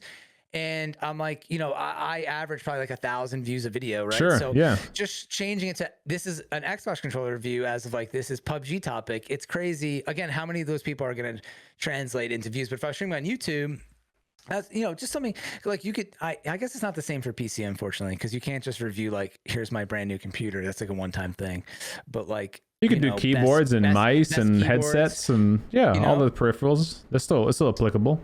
Yeah, I think it is. Maybe not for you. Again, just something to think about, because sometimes it does amaze me though, because sometimes I get down on myself. I'm like, man, I put a lot of work in this video, didn't get a lot of views, and then I make here's that Xbox controller video.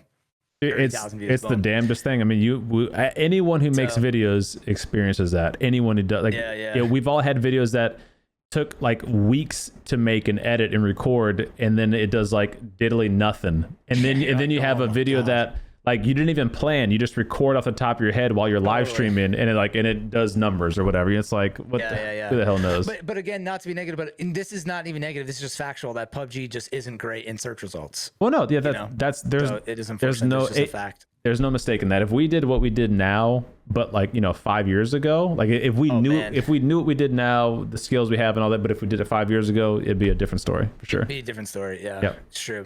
And this is something interesting too. Is like, do you think that at a certain point that with like streaming and stuff, like now there's so many people streaming that obviously you can still blow up, but like you almost needed to get out of the ether, like out of the stratosphere of like the population now.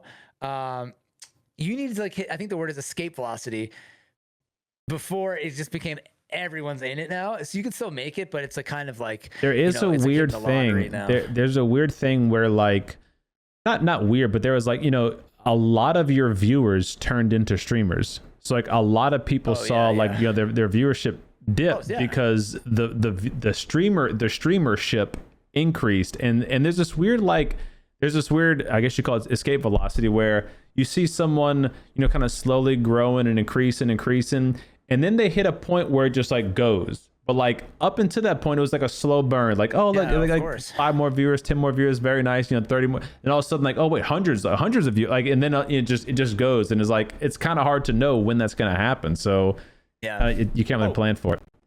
Oh, here's a good one, man. Here's a good one. Sorry, we're still going here. We're good. We're good. This is a really good question for you. Okay. Something that I thought about too is, okay, like a lot of people, there was like I'm really skeptical about, like, I get emails all the time. I have my business email out there, so like I get emails from like a lot of scams. Do you get a lot of emails like that? From I have junk them. Yeah, I do get them. But I just junk them. Yeah, a lot of like just weird emails. Me too. But there's a lot of emails about like, try our new gaming platform, or like, we want you to post on like this new social gaming platform. And there was one that became pretty popular for console players called Hover a while back. Yeah, I thought it was Hover, but yeah, Hover. I was calling it Hover. I have no idea. Okay, it might be Hover. I don't know either. But yeah, I know you're talking about. I know you're talking about. Yeah. Yeah. So again, I was kind of being like cynical about it, because I'm like, this isn't going to work. Everyone was using it. I'm like, I'll get on. It was very easy to use. I'll get on. I spent some time. But the theory I have, and I don't even think it's my theories, it's out there already, is that like those platforms where there's no, like, everyone on there is just posting their clip. There's not really watchers. No one's posters. Right. And Twitch, they've shown that there is a really high rate of people, that most people that use Twitch are also streaming on it or want to stream. Right. And that number, I think, has gone up. Maybe it was inflated during COVID, but the number of like streamers to viewers, I think, changed. So the ratio was like worse, that there was less viewers to streamers. There's so many new streamers. And ultimately, again, going back, I said way earlier in the podcast, I love YouTube, because I think a lot of people that are on YouTube aren't going on YouTube thinking, I want to create a YouTube channel. They might be like, that might be fun, but they're not in the same, That's interesting. Yeah, that's as interesting. Twitch. And that's why I ultimately, and don't even get me fucking started about revenue share on Twitch, dude. It's terrible. Revenue share on Twitch is terrible. Out of control. I'm thinking about going back to YouTube, actually. I'm going to kick.com. There's a Kick. Yeah, I mean, I don't know if I trust. Yeah, I don't know. Again, I don't know if I trust that. But they have a crazy revenue share right now. It's like, 90. Well, they have to, because they have to bring people over. Yeah, that's. Yeah, but I mean, it's smart. I mean, you make your money. For people that don't know, I mean, 50% of your money gets taken off the rip on Twitch before taxes. Before taxes. So like, you could see a streamer like, oh man, that streamer just did really well. He made like $200 today. You're like, but no, that's $100. $100 and then taxes. It's actually not even half. It's more than half. Yeah. So like, when you actually look at the numbers, it's more than half. Yeah. They take out more than half. It's disgusting. It's like ridiculous.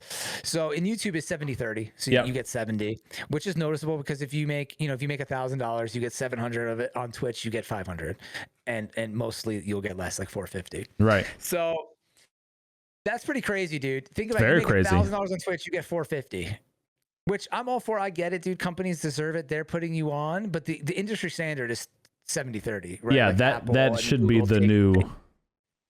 And even that is wild, because like Elon is fighting against that. A lot of companies, Fortnite fought against it versus Apple. That's why they're not on the Apple store. Because Apple, literally every transaction you humans, any human person or robots or AI, to this, if you make any transaction on your phone, that phone is getting 30% of that transaction. Think about that. Right. Or 30% fee on top of that. Isn't that just mind-boggling? It's genius for Apple. It's like a monopoly. It's 100% what it is. Yeah, it's 100% what it is. It's just like, again, you provided an iPhone. Yes, you provided Twitch, but like, do you deserve 50% of that? Right.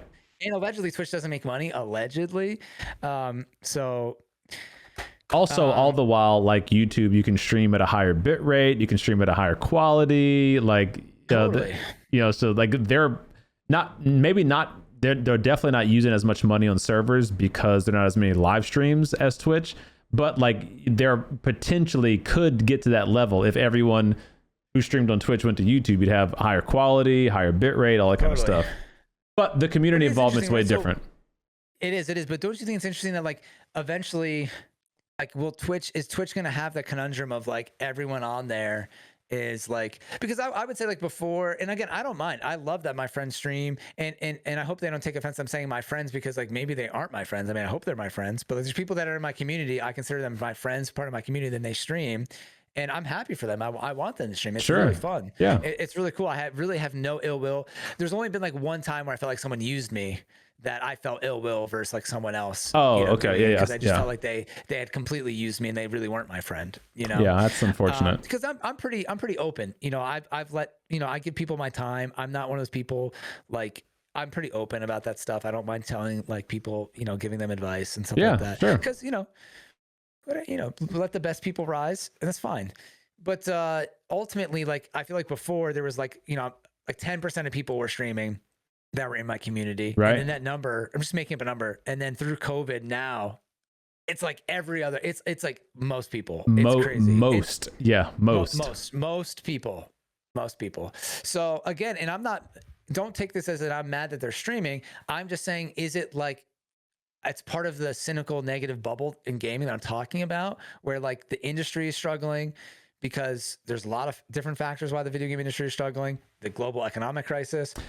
If you're in it, and then Twitch is like, is it just becoming hover.gg or whatever that thing is, where there's more streaming and not everyone? No, I think Twitch definitely still has a large amount of viewership, but there's 12 though, and they're watching XQC. I was gonna say, but it's it's definitely gonna bubble to the top, where if you have 50,000 one viewer streamers, and half of them are viewing themselves, like are they going to be long-term sustainable? No, they're probably not. Like, how many of your viewers who aren't viewers anymore, or maybe they occasionally view, they stream now, how many of them stick with it longer than 6 months? I would probably say maybe 10% of them stick with it longer than 6 months. So there's just there's always going to be, I think, that cycle. I don't know.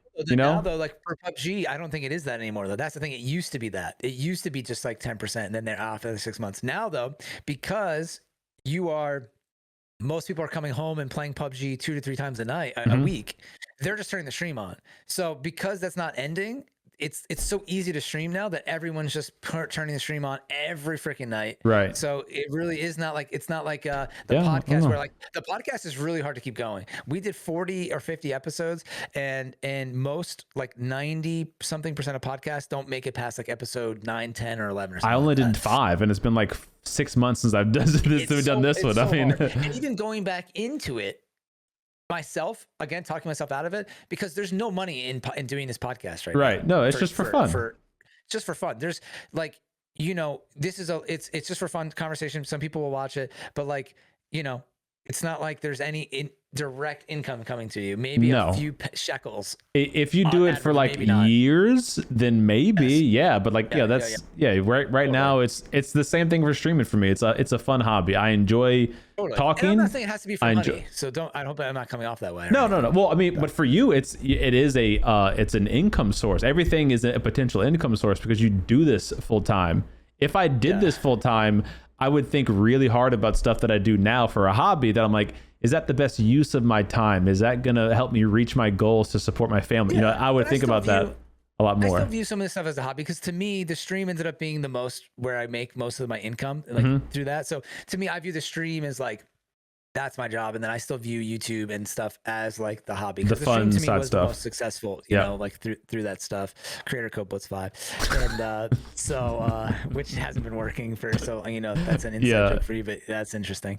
So, anyways, but yeah, so I still view it. It's just the podcasting stuff is really, really, really tough, but it is so much fun though, just shooting the shit. This was definitely like a tough one. So I hope people at least get past not that we have to end in a second, but like, get past the intro, because we got a lot of good stuff in here and kind of got.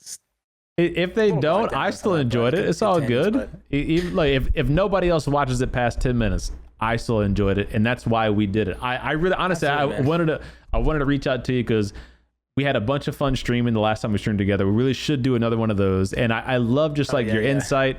I love watching your videos. I love the content you put out. You have a unique take on a lot like topics. And it's just fun. Man. It's just fun to chop it up, man. So I definitely want to do it again.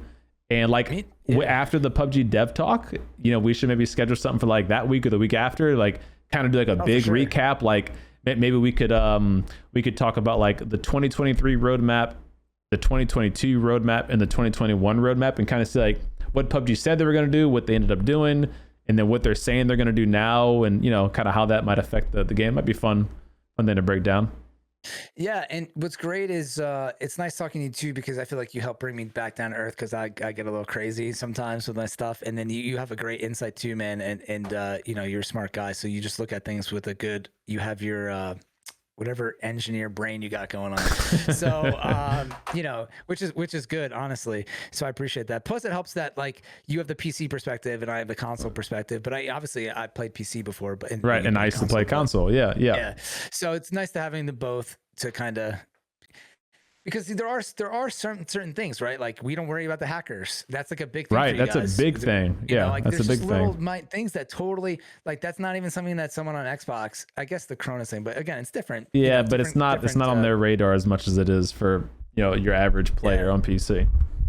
Yeah. And then, okay, last question for you though. How much does it bother you about like the cheating on PC and that there's no PUBG Shield anymore and that they came out that article, I didn't even I skimmed that article. I'm like, I'm not even looking at There's nothing in that article. There's nothing in it. There's like, zero content. I recorded and I said, I'm scrapping this. This is going to the trash. If you make I was thinking to myself, like, dude, I had to be an actor to make a video about that. I personally, this is just me personally. Yeah, CDome. I understand there's gonna be cheaters in every single game. I don't let that affect my experience in the game, and in fact, I try to turn it as a content positive.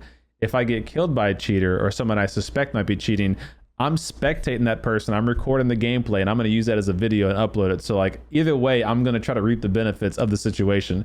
You could kill the cheater and that's content. You could get killed by the cheater, and now people love watching cheaters. So we're spectating the cheater live. Everyone's commenting and getting involved. So like, I wish there was no cheaters, but I know there's going to be cheaters. And so I just try to think like, how can I use that to my advantage whenever I come across that person, you know? Attitude.